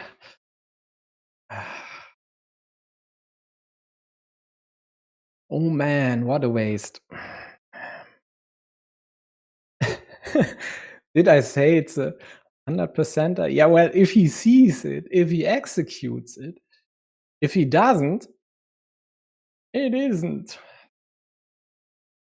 I jinxed it. Come on, I mean, I'm almost live. But it's 85 points for both, so it's not over. Blue is the starting player. He has 2 meeples in hand. There are still monasteries to go, but also quick point tiles. So blue is at +2 and gets a monastery, which could end up as a monastery, but taking away 3 points might also work.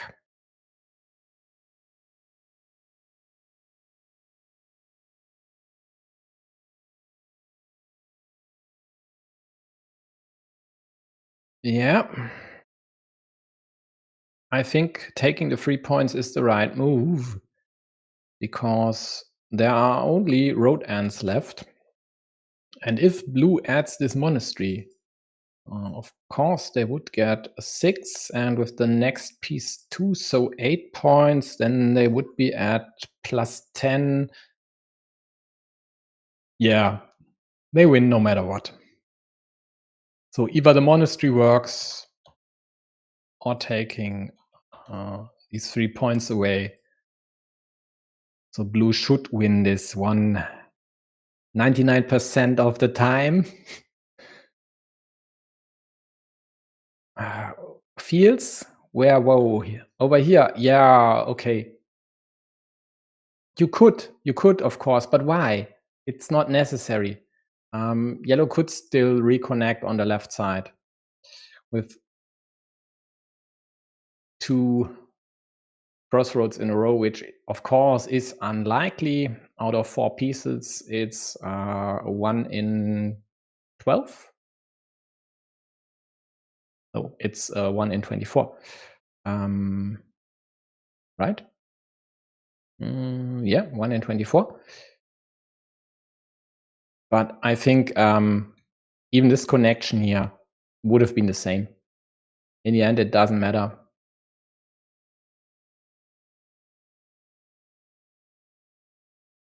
Oh. Okay, yeah, with 1 crossroad, I'm pretty sure blue would have placed the road monastery here. And there wouldn't have been the danger of yellow reconnecting on the left side, but in the end, doesn't matter. He was at +2. So road monastery here, +7. And in the end, the fields would unite. Yeah, should still be enough.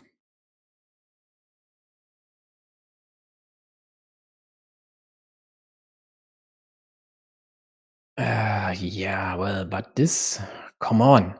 I mean, I usually expect more from Masters, and this was so clearly available.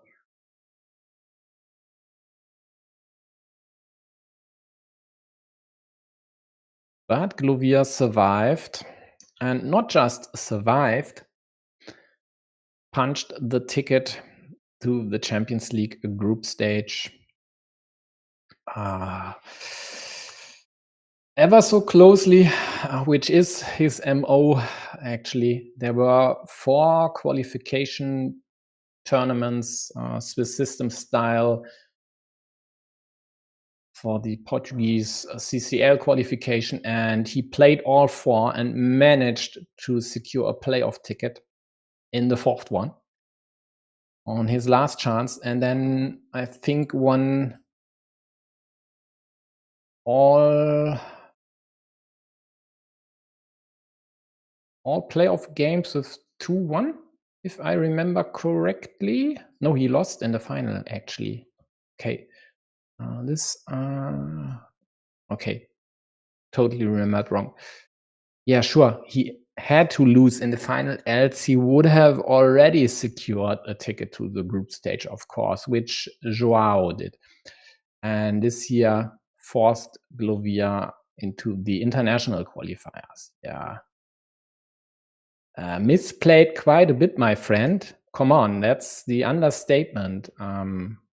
I'll show you one thing. Which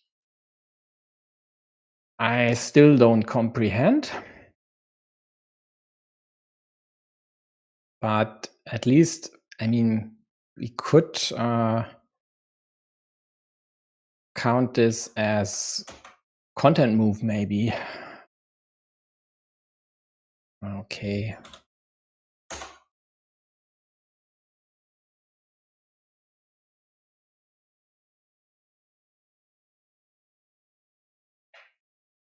Big sugar drop in my blood. Okay.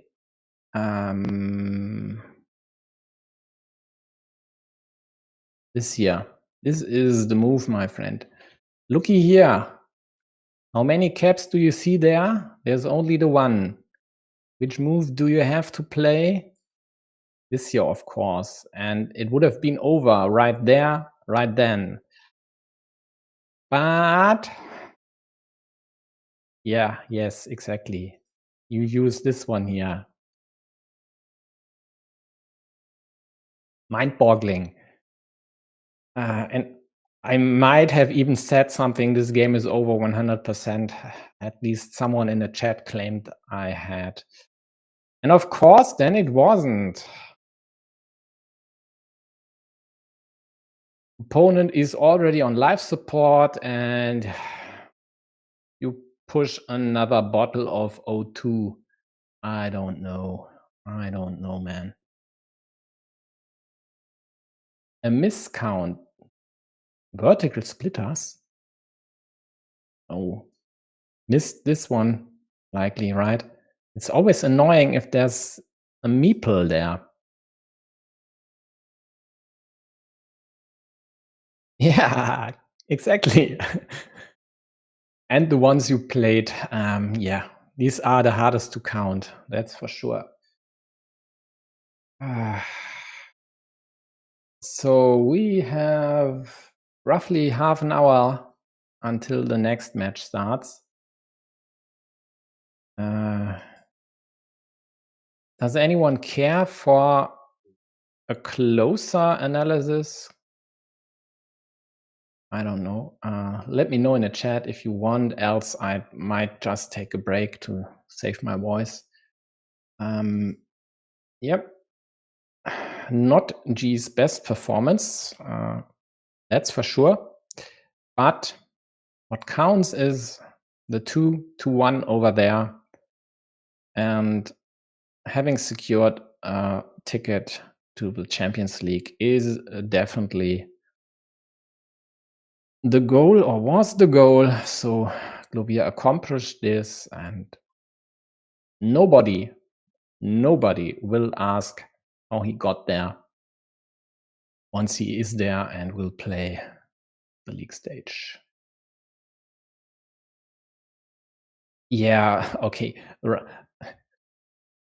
Yeah, sure, Raf. I didn't expect you to hang around.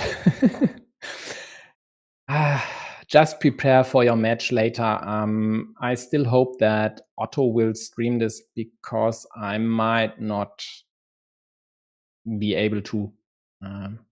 Might catch only parts. But if Otto doesn't, I will split the screen to feature both matches here. So it doesn't look like anyone is interested in deeper analysis, and then I just, well, take a break. So I give you a few seconds more to chime in, and if not, then I'll take a break.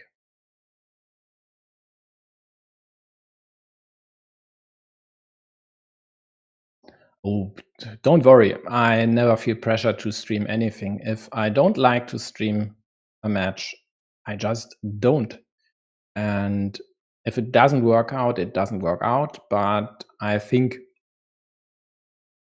there are so many interesting games, and sometimes even matches that don't seem interesting on paper turn out to be in reality. Therefore, at least trying to cover most of them should be our goal. And even if we are only, let's say, the 3 English-speaking streamers here, some matches just are time-wise really worse. I mean, in the middle of the European night just doesn't work for us. So if you are from South America or Asia, you could think about scheduling your games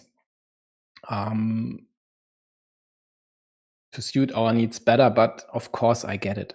I don't do this as well. I just schedule my games so it fits for my schedule and prefer the times of day when I'm actually at my best, or theoretically should be at my best. So definitely not in the evening, as many of you who watched some of these streams very well know, because my slip-ups are definitely more pronounced in the evening than during daytime.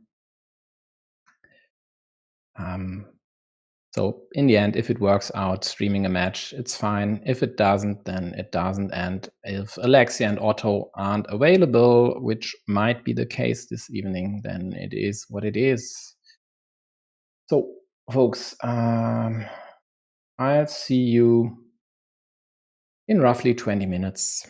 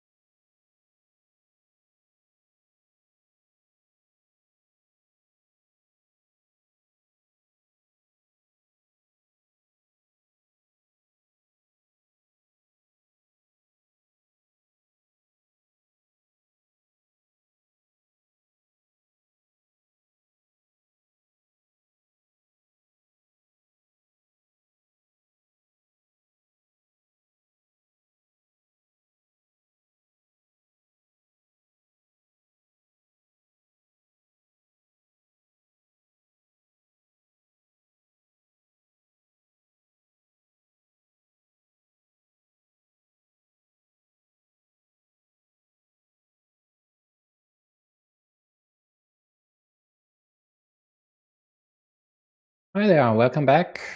It's Q1, a lower semifinal one, Mars15 versus Camares, and in about half an hour, the lower semifinal 2 between CraftyRaf and Theus Gladiador will start as well. For now, it doesn't look like anyone will cover the second semifinal, so I'll then open a second window to take at least a look at both at the same time. So the situation is as follows. You quite likely have witnessed Marty's loss versus Glovir. Yeah, lots of Group A action indeed. And Marty is already in the consolidated final and will now wait for one of these four to emerge from the lower final and play this player for the his second chance to get a group stage ticket for this Carcassonne Champions League season. So my favorite in the first one will be Mars, and the second I'd favor CraftyRaf, even though he's currently rated lower than his opponent. Doesn't really matter in the end. It matters what happens on the fields of Carcassonne. It matters what happens today. So camares, 550-ish something, I don't know, 524. No master, maybe not even 600 rated. Well, at least at multiple points in their career, they were able to break this threshold. And will this be enough against former world champion Marian Corcan? Well, we'll see. First 4 points for Camares, second city cap also in his hands. And Marian takes down the first monastery, also isn't afraid meepling this road, even though this square could become problematic. 2 starting tiles are already gone. Efficient monastery build up, adding a city there. This looks all pretty fine, and now that this slightly iffy road situation is resolved, I don't see any problem in yellow's setup here, even protects the city. Quite likely would love to create a monastery square here, so maybe a splitter like this sure would be lovely. Whereas blue goes for the city, I'm sure preventing the restriction from here with 2 of the left-handed daggers already on the board was more or less a must, but these 2 caps here, it's sure annoying. This is an imprecision. There is no need to go there. You have to secure your city. You don't want to give yellow any chance to attack it. There will be other options to close the city there. For example, you could just draw another road Dorito on your next turn. Yep, and that's exactly moves like this here you can't afford against Mars. You have to play better than that. So will he immediately connect, even though there is still this chance to re-attack the city. Does he even go for the immediate attack here? I wanted to say I don't think so, but he goes for it.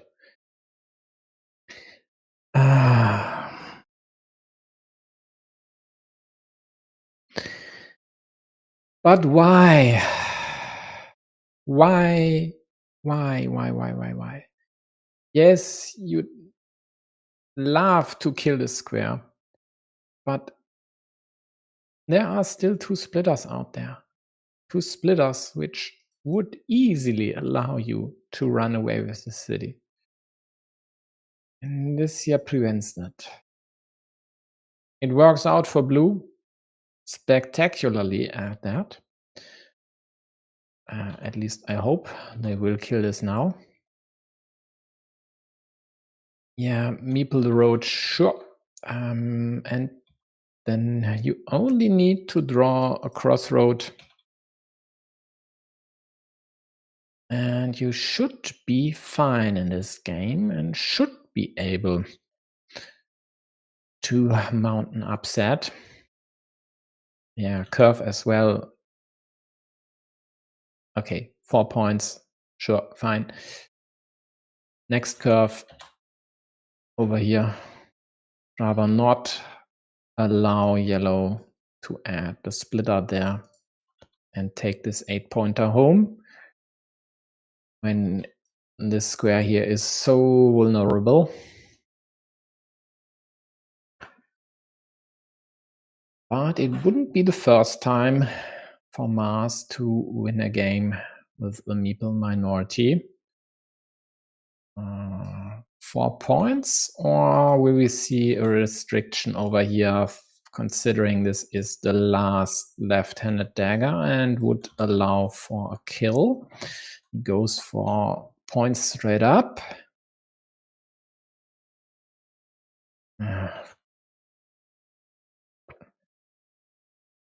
Nah, not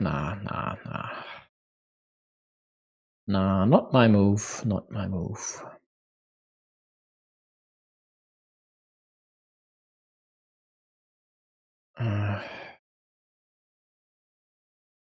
Threat of immediate kill here, but it doesn't work out for blue, for yellow. So back to blue straight. Maybe like this, also preventing a splitter, pressuring this square.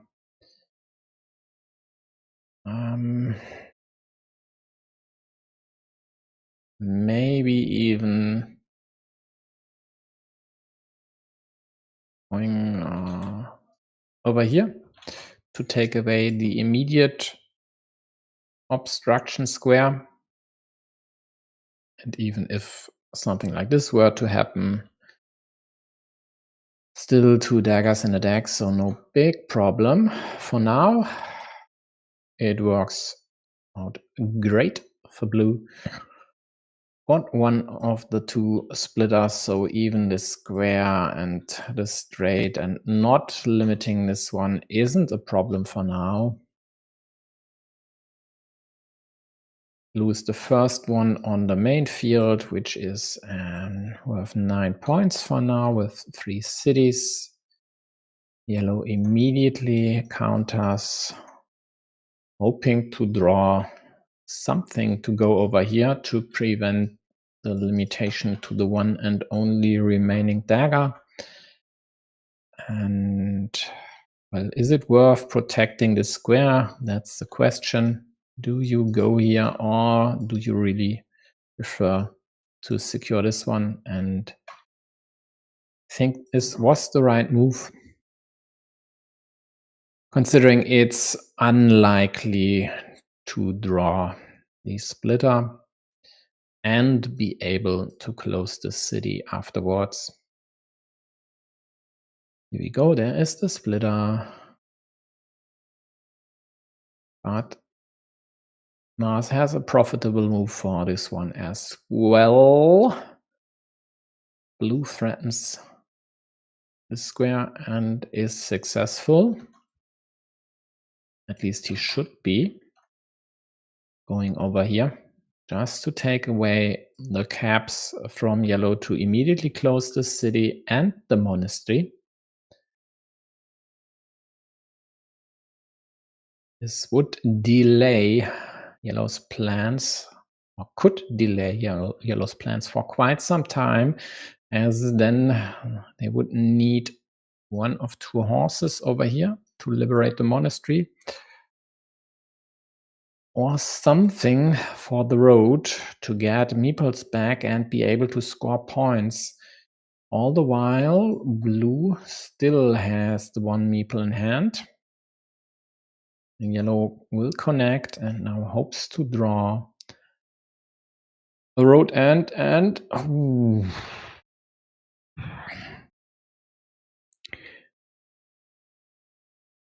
was this meeple necessary? I'm not sure. It could have worked. Just a connection here and blue's golden. But with 3 crossroads out there and only 3 curvies to connect, it wasn't even a 50-50 shot at being successful.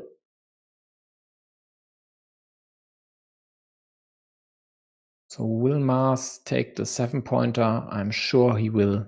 I'm absolutely positive. Nicely controlling blue's road, taking away a move like this, for example.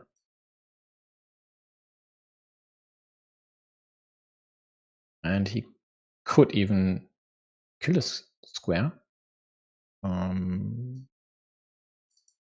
extend the ruin indirectly. He doesn't, because there are bigger fish to fry. And so with 2 moves, the game turns. And unless blue gets all they need to close this city, it should be yellow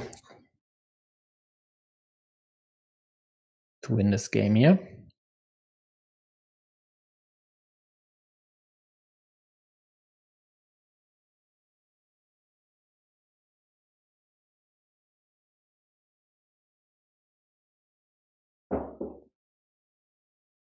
This city could be killed with 1 tile. Yep, even with the horse, I'm pretty sure yellow just won't care about using it next to the monastery. At least not as long as this city by blue is still alive.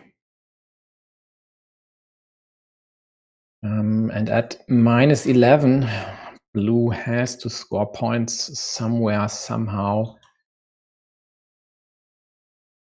They for sure could later attack the field, but they have to score points first. So they opt for the indirect protection of the square, which I didn't mention once. There's still a dagger left to close this and take 6-point, maybe 9-point field.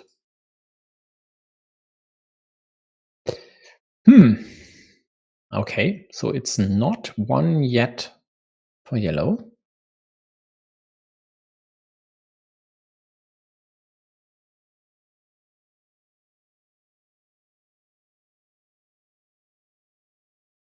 Maybe scoring 2 points on the left just to have more options. Nah, doesn't matter. Okay, he takes away the city.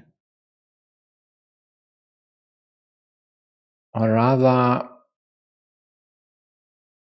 places the crossroad there, so he could use the dagger profitably giving him 2 caps to close this city versus only 1 for yellow. So this square is dead. And this here could very well be almost dead. There's still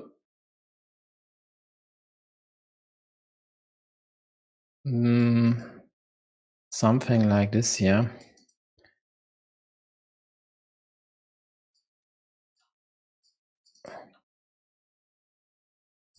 But drawing these exact 4 pieces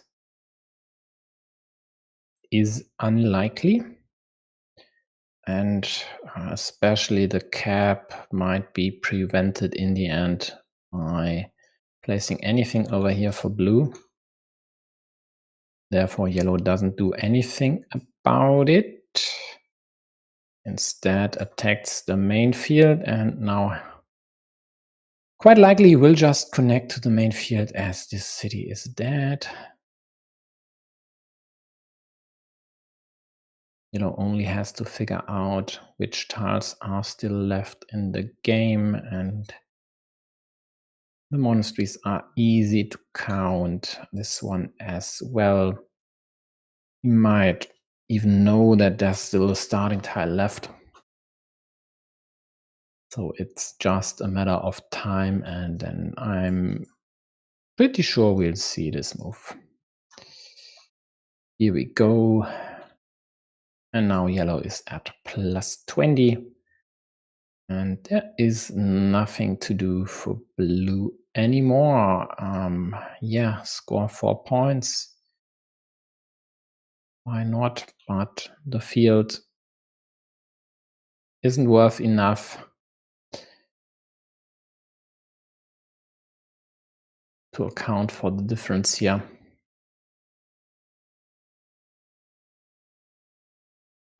Imprecision, but doesn't matter at -20. So this might even be a quick match, and then I might even be able to cover Raf versus Theus in full. Oh, by the way, let me check if Otto has announced anything. Yet still doesn't look like it.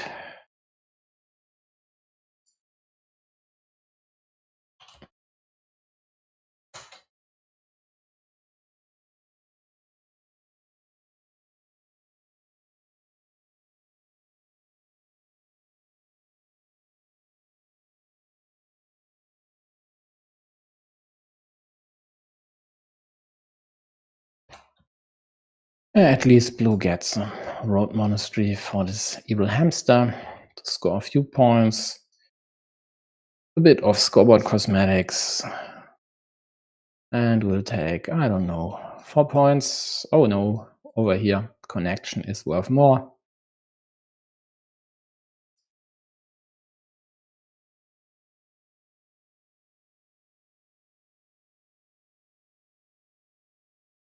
Yep, it's a 5-point move, so why not? So 3 for this part, 3 for the road, -1 to yellow's monastery. Is there anything better? I don't see it. 4 points here, 4 points there.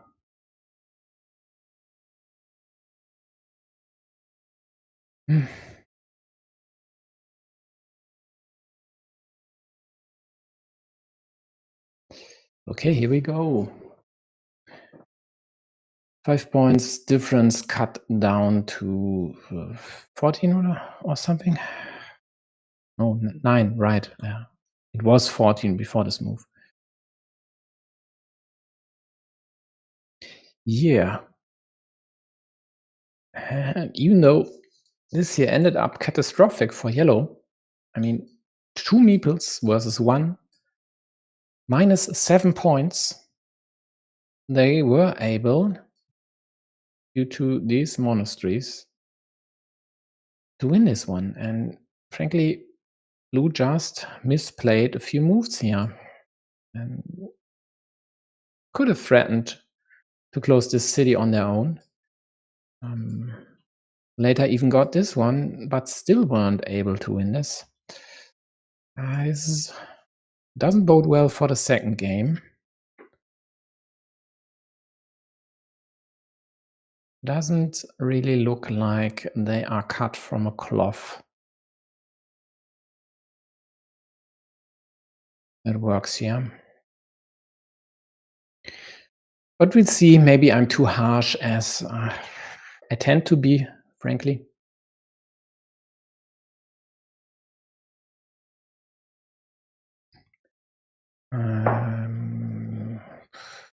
Connection problems or BGA fuck up again. Let's hope he'll be back soon. And here we are. Only a few wasted seconds. Hopefully not very valuable ones in the end, but didn't look like they are playing a secret style game. Yep. Quadruple city discarded. Starting player advantage gone.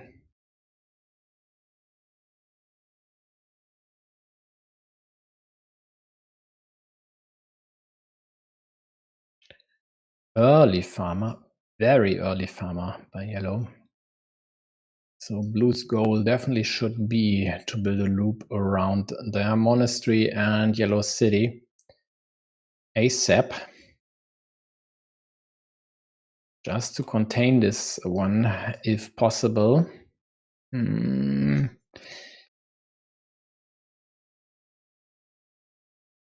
Options for yellow. Could, of course, opted for this one just to create a way out. But this would have been then an easy restriction of their city meeple in a losing mini battle against the monastery. But now it will be blown wide open. So this is one field now. And anything but a field fight would surprise me quite a lot. Interesting that yellow doesn't even meeple this one.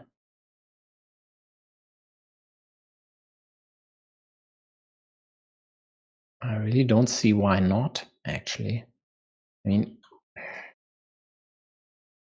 this could be annoying, but is it really that problematic? You still have 3 meeples in hand. I don't know. Oh, looks like someone in the chat has something to say. Yeah, blue was making a good job limiting the field. It looked a bit like it, but of course, the road monastery tends to blow fields wide open. Wow. That's risky. And that's aggressive. There's only one dagger left, but it's a mini battle with 4 points for yellow on the city, 1 point for blue over here, and I don't know, 9 points for yellow. So 13-1 for 1 extra meeple, 11 points. 11. 13 minus 1 is 12, of course. 12 points for 1 extra meeple. That's a good quota. Definitely a very good one. And even if the dagger hits at least yellow gets 6 points for the city and is compensated for losing this road here.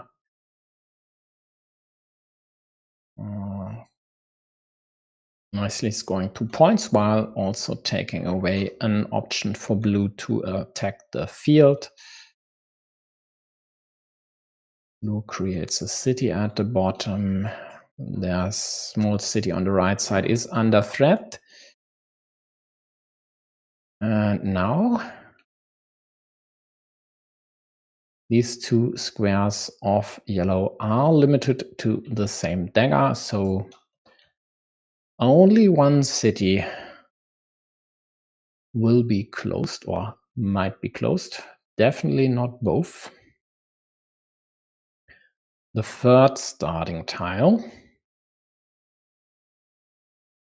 And blue gets their head out of the noose here. The next limitation is incoming. It's the same one. They also have to fight against with their more promising looking city. The good news for them, though, the left-handed daggers are still in the deck. 2 of the left-handed daggers are still in the deck.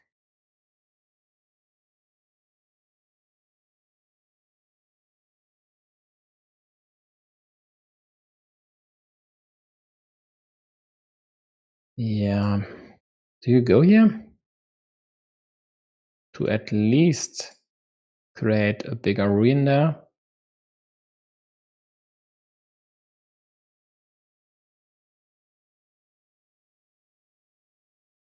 Yeah.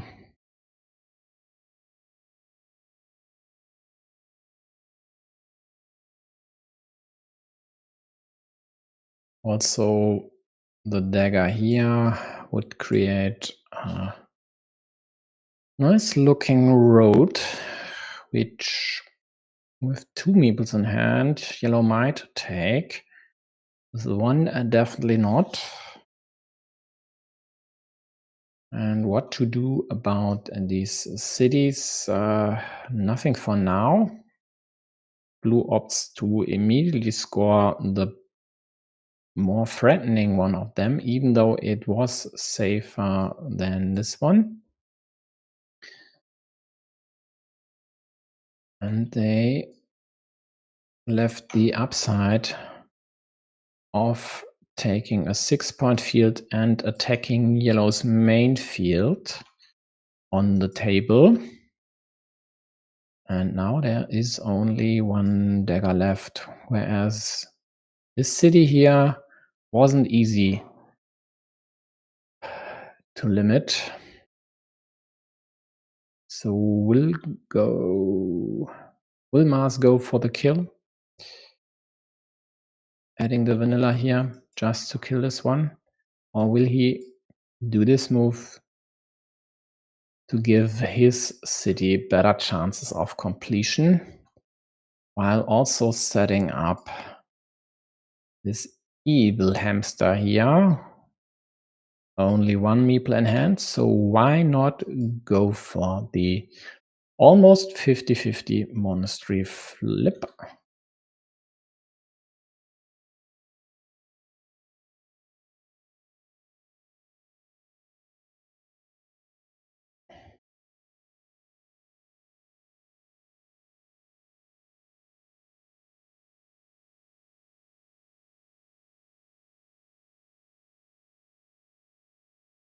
I don't know, I would have killed this square, quite likely.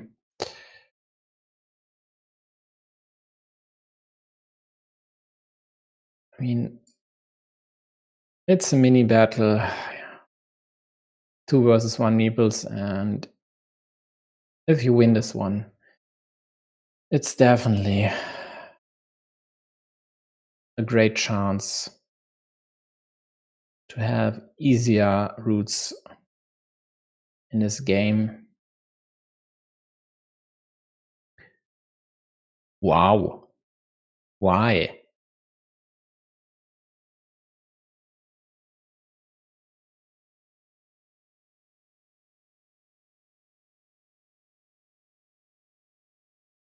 Why? Because this is dead. Kill the option. Yeah, okay, makes sense. Didn't notice that blue drew the last dagger. Yeah, makes total sense. Your monastery is dead. Why not kill? Damn it. Your city is dead. Why not kill blue's monastery as well?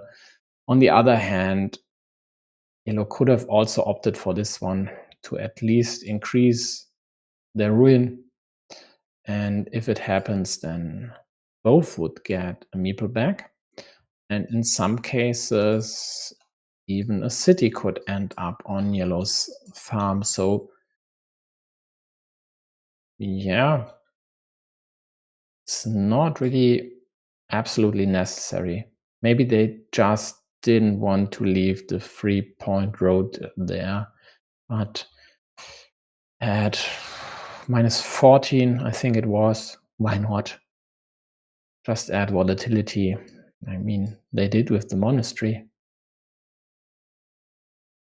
Yeah, sure, because the city is dead. But still, I mean, why not at least be able to add more points to it? If both get a meeple back, what's the problem with that?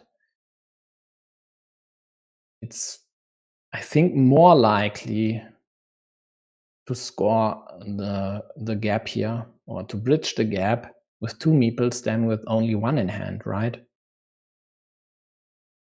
Especially considering blue has this juicy field at the bottom. You only have the 1 meeple, you can't attack it as long as the field is worth less than the gap. If you have 2 meeples, can justify attacking the field, and you'd still have the 1 in hand to score more points. So I don't think this kill was necessary or good even.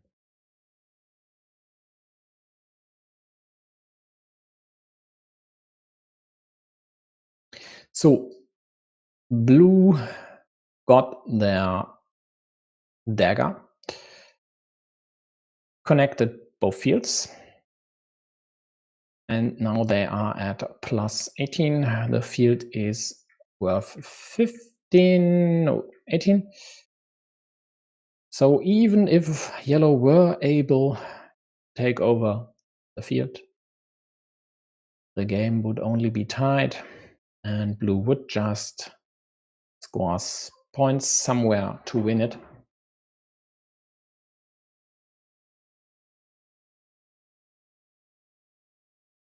Yep, exactly, Glovir. And that's why I don't get this curve. Blue was more likely to get meeples back.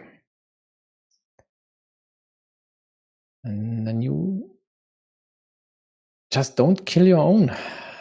There are still chances, and especially if there's still upside.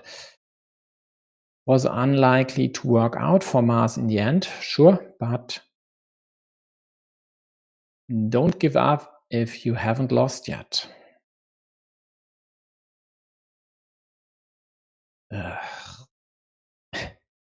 Yeah, you have to attack, hope to draw a Dorito on your next turn, and go from there. It's annoying as hell, but there is just no other option. And he knows it, of course.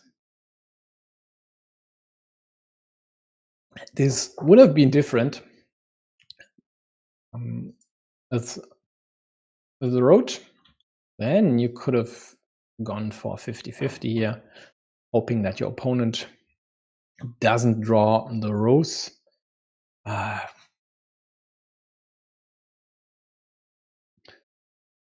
Oh, well. Doesn't matter in this game, but why meeple this? It's your last. There's still a big city tile out there, which could complicate things. And you might be lacking this meeple later. Yep, we'll see This one here, likely. Maybe even this one. Yeah, why not? Why not? Of course, he could protect square, but does it matter? There are so many tiles out there that don't block this.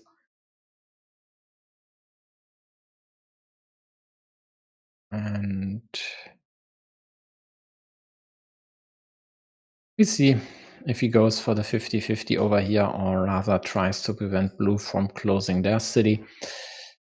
In the end, it doesn't matter. Okay, yeah. Yeah, gee, that's definitely an argument I should have considered.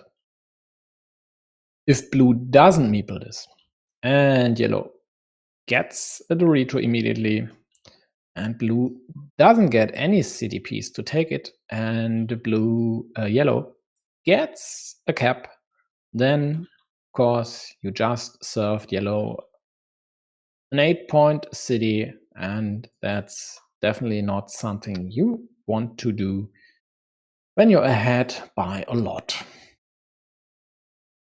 And considering you won't lose this game when you meeple this one, it's definitely okay. Okay, I was wrong. Yep. Yeah, blue definitely knows they are ahead. I mean, come on, they are at plus 29 on the scoreboard. And everything else more or less is equal.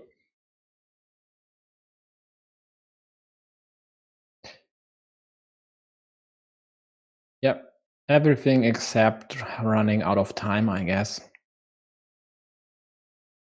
And creating cities for yellow to take, of course. Yeah, so where went this one wrong for yellow? So one thing to point out would be this rather advanced city meeple, and then this here going for the 50-50.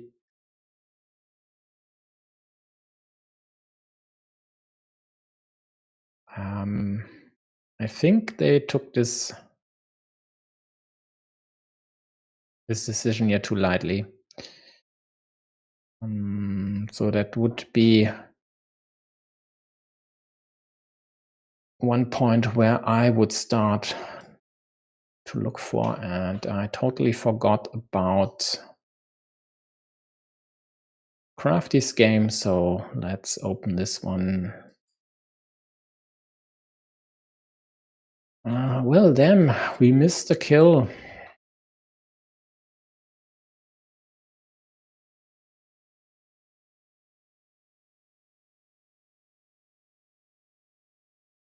Yeah, but it actually wasn't really necessary for yellow to go for the daggers in the first place, so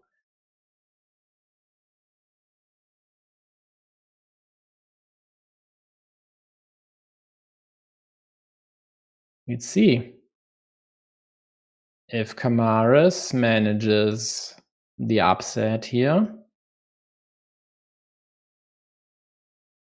or if Mars will be able to fight back and win the decider.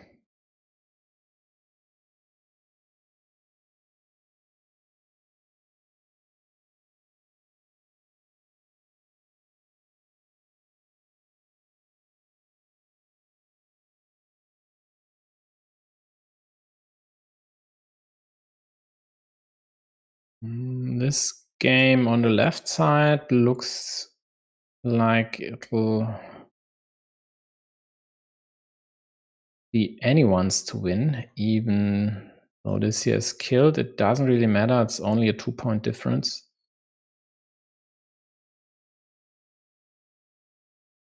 But I'll focus on Mars and Camares now. So nice monastery for blue, yellow adds something next to the monastery to liberate this rather soonish. Also threatens to attack the city. Even adds this cap here. Wow. Wow. Hoping to draw a triple city or a Dorito before blue gets one. And blue does the only right thing. Not taking a page out of Nalaheim's book. Just close this one here. If you're under threat from a second meeple, yes, even if you unite a 1 point city part with your 3 point city part, that's better than risking to lose the city completely. Yellow threatens this square, and blue thinks whether they should immediately connect at the risk of getting limited to a starting tile there, which is exactly what happened. Or whether they should have placed the Dorito 1 square to the right, or the 75% chance to draw one of the 2 remaining horses. Looks like it worked out pretty fine for them. Where the fuck is the road meeple? Oh, camares, you had a great chance here. And if this does turn south for them in the end, this here could very well be a big reason why, instead of threatening to score 6 points yourself, you give your opponent the chance to do the same. And that's a 12-point swing in a game where scores usually are around 90 or 100 points. That's a mistake many don't survive. Hey Juan, please translate Epa la boca. Language? What?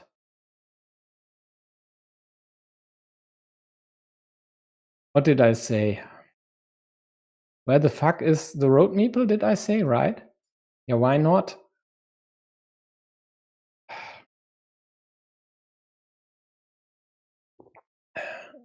Epa la boca is then watch your mouth, right? Or at least along these lines. Makes sense. Yeah, but I mean, come on.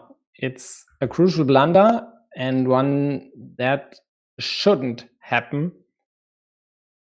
Not when you are rated at 500 and are playing in a Champions League qualifier.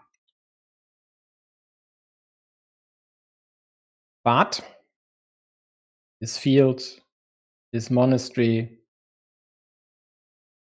it looks good until they drop this farmer here. Oh boy. Oh boy, it hurts. It hurts so much. Oh, well. Yeah, the idea I get, I mean, adding a second farmer to this field is necessary. Yep, but not there. Not there.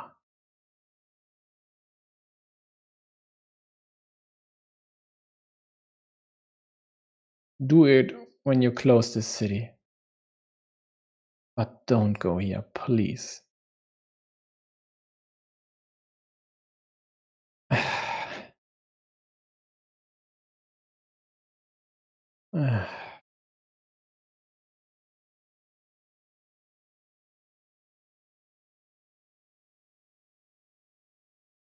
Which meeple is on the road?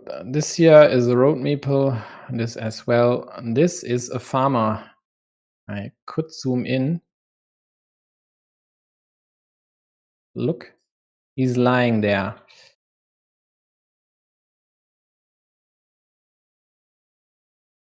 And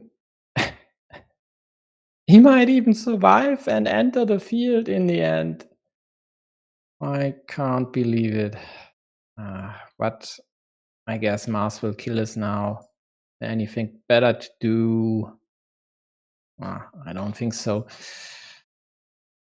But camares is still up 18. This one is dead. No starting tile left. 22 even. Threatening this here.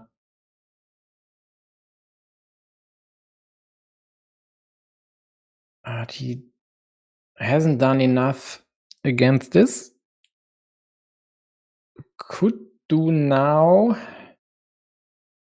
at the risk of another crossroad being drawn and supplying a 9-point road for yellow. So taking 2 points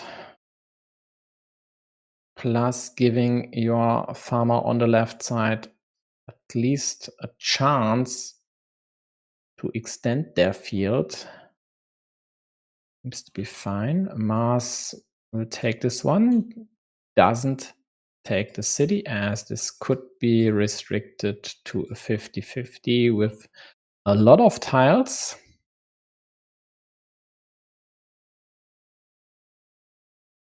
And then there is a secondary field here worth 9 points.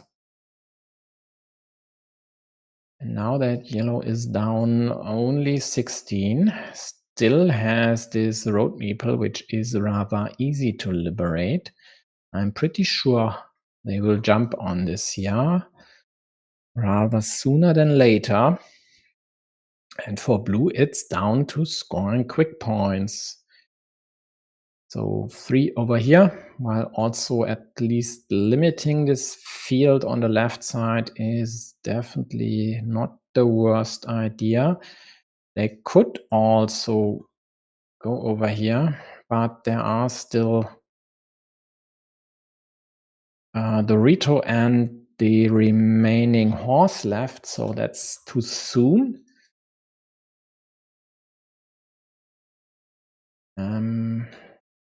So will Mars liberate the road, or will he protect this here?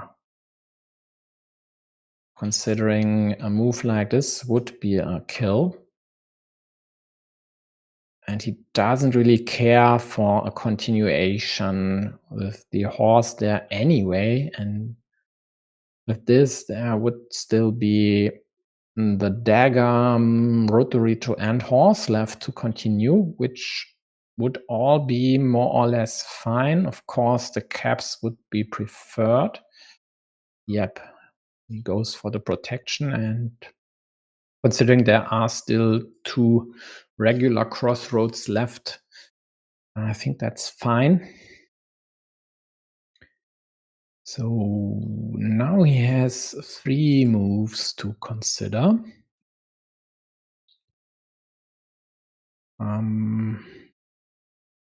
I don't see him taking this one. I think this here will be it.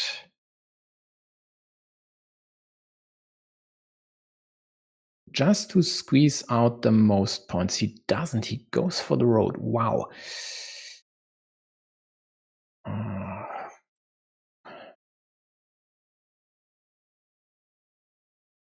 This should be blue's move, right?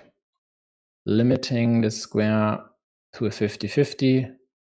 Also not giving the best option to Mars, which would be drawing the rows and closing the road with another piece on the next turn, or even doing something like that, waiting for the rows. But Mars is still likelier to get a meeple back and take the field. One big problem for yellow could be exactly what happens now, blue closing the city and then yellow not being able to take the field. But they knew this and went to take the field at the perfect time. And now yellow is ahead by 2, will close the road and only thinks whether it's worth meepling this year or not. Oh no, that's not only this year.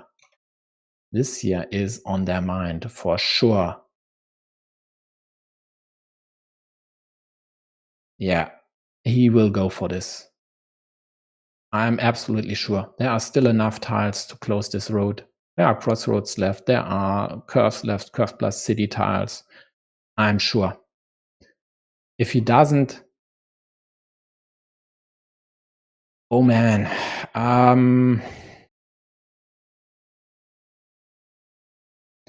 Oh man, oh man. If he doesn't and lose the game in the end.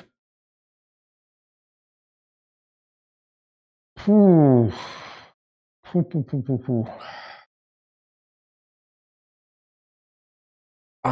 Yeah, Juan.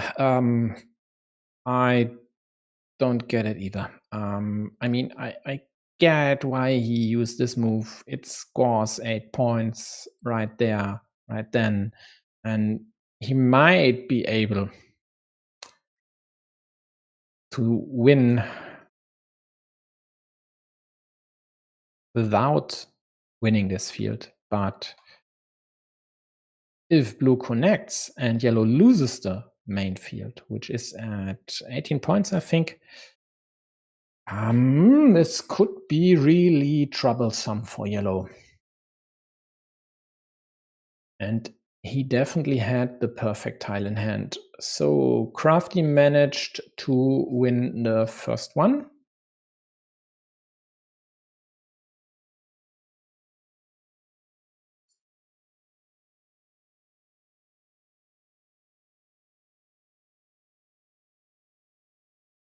And the second is already underway. Stacked monasteries, city for blue. Okay, yellow takes away some options from blue. So basically all pieces that fit there also fit here. So yellow took away the straightish pieces.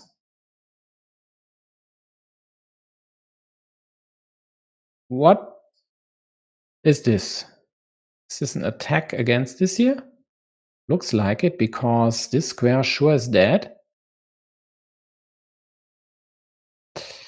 Yeah, a second chance for Mars, but this here is worse. You don't have the ninja available now.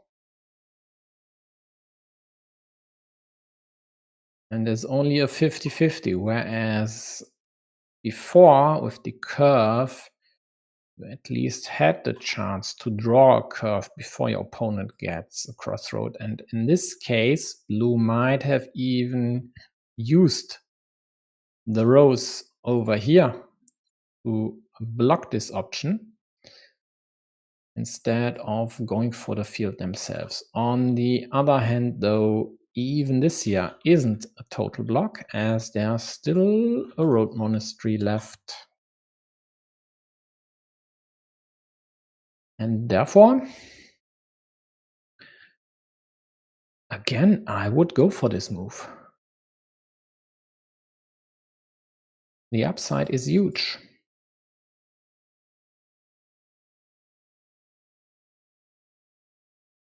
But he might just score 3 points up top to limit blue's secondary field. Or might also consider this move, limiting blue's farming connection at the bottom to the same 2 pieces blue needs up top as well.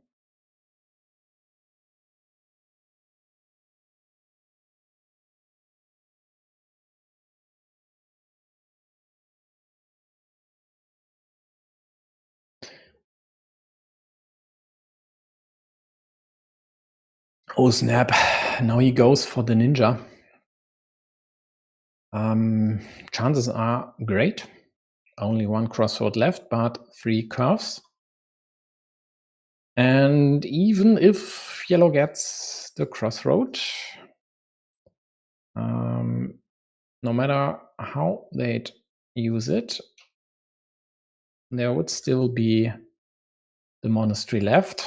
Not with this one though. So this here would be killing this option. Although not really. There would still be something like this left. And there's always this option here. Unless blue were to add city piece over here as well. Yeah, and that's the tricky part now. Defending over here to the one and only dagger you already need there, plus creating another option, rather go the direct route. So here we go. Blue successfully attacks. Yellow successfully connects.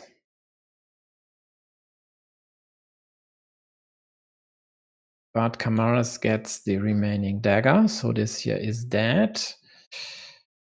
But there are still 5 tiles left. 3 of them are road pieces. Yellow will definitely get at least 1 road piece to connect.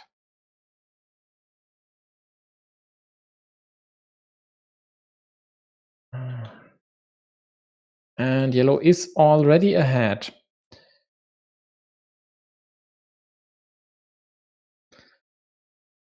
So what's there for blue to do? Well, they have to connect here and prevent this connection.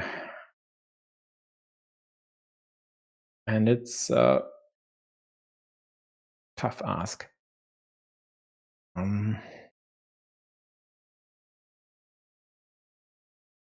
Is there even a permutation for blue to win here?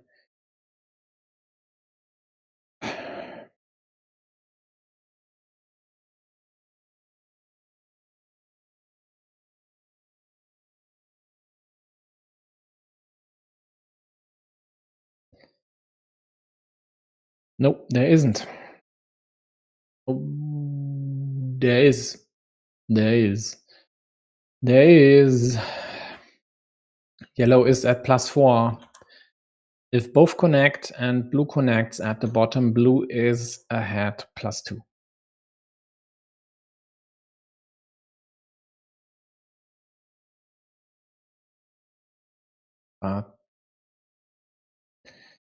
This here will be blocked, or Mars will draw the curve after these 2 moves. There was 0% winning chance for blue after drawing the straight. They needed the curve and the straight later. There were enough tiles won. It's just the wrong order. So after blue placed the dagger here, there were still a few permutations. So yellow definitely needed to draw a road piece, else yellow kills this immediately. So blue needed yellow to draw a road piece and then get curve or crossroads. Then yellow drawing a city piece, and then the other road piece to win. Yeah, this should have worked out, but the likelihood was only slim.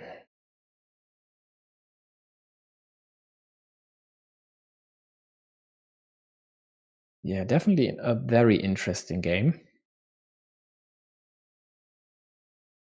And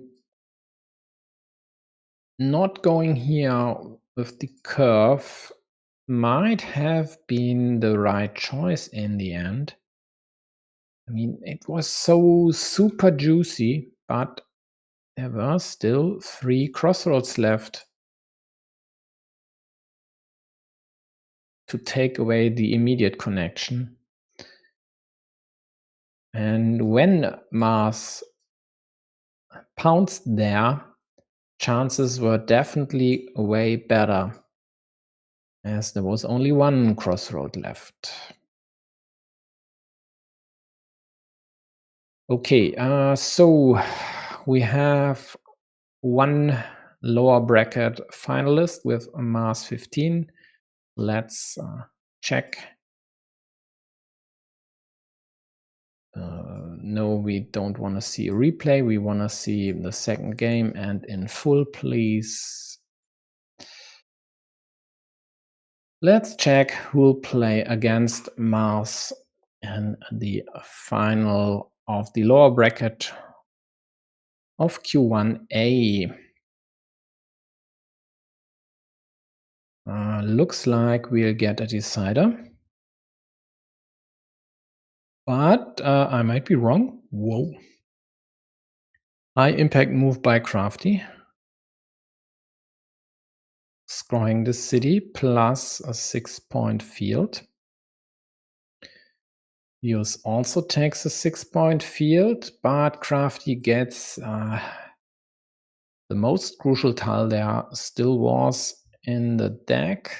This here could have added another 7 to blue score, and now it quite likely will add a 6 to yellow. And then there would be the 6-point road for a blue, but 4 points for Crafty in the end should be enough. So to me, this looks like yellow will win this one 2-0.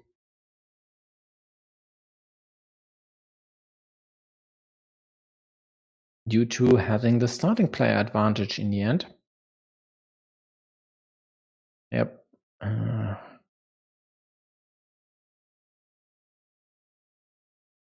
Although maybe it's difference there. It's 2 points if blue gets this one plus 6 for the farmer. That would be an 8-point move. But it doesn't matter, then Crafty just scores 6 here or there and will survive. Yeah, looks like it. So 8 points for Theus plus 6 then for Crafty should be a 2-point win for yellow, if I'm not mistaken. A 1-point win? Really?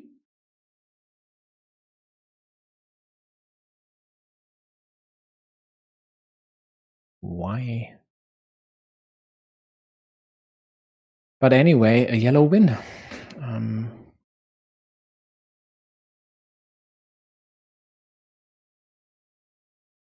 Yeah, 6 points for this field, 6 points for this road.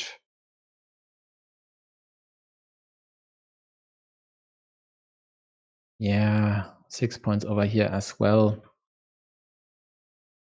2-point win. Okay, so looks like 1 point got lost somewhere. I don't know why. So it turns out my calculation was correct. At least we were able to witness the final moves of Crafty and Theus. And congratulations to both Mars and Crafty again. The tournament situation is pretty simple. These two will meet in the lower final of qualification Q1 bracket A, or Group A, and the winner will then face maticarrizoc to fight for a Champions League ticket. So there should still be another game today, my time, but it's late and I don't care enough for this one to cover this. Yeah, hi Crafty. Whoop. Crazy, I don't know. We've only saw the last 7-8 moves or so. But looked to me like this rose here was absolutely necessary for you to have a shot at winning this game. But there were two still out there, so yeah. Must have been an interesting one. Okay. Well, definitely congratulations. So my two favorites in the lower semifinals won, and I shouldn't complain about this one here. Was definitely an interesting match, and I'm always happy if co-hosts of mine are able to win big matches. Yeah, I think I'm just done for today. Let's check what's happening tomorrow. Rabbit Rain versus Penguin. Well, if Alexi doesn't cover it, I will, but I guess he would.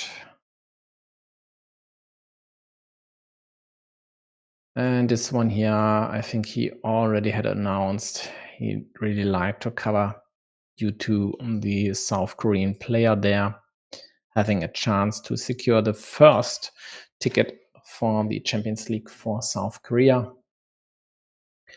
Totally fine. This here will be covered by Otto for sure,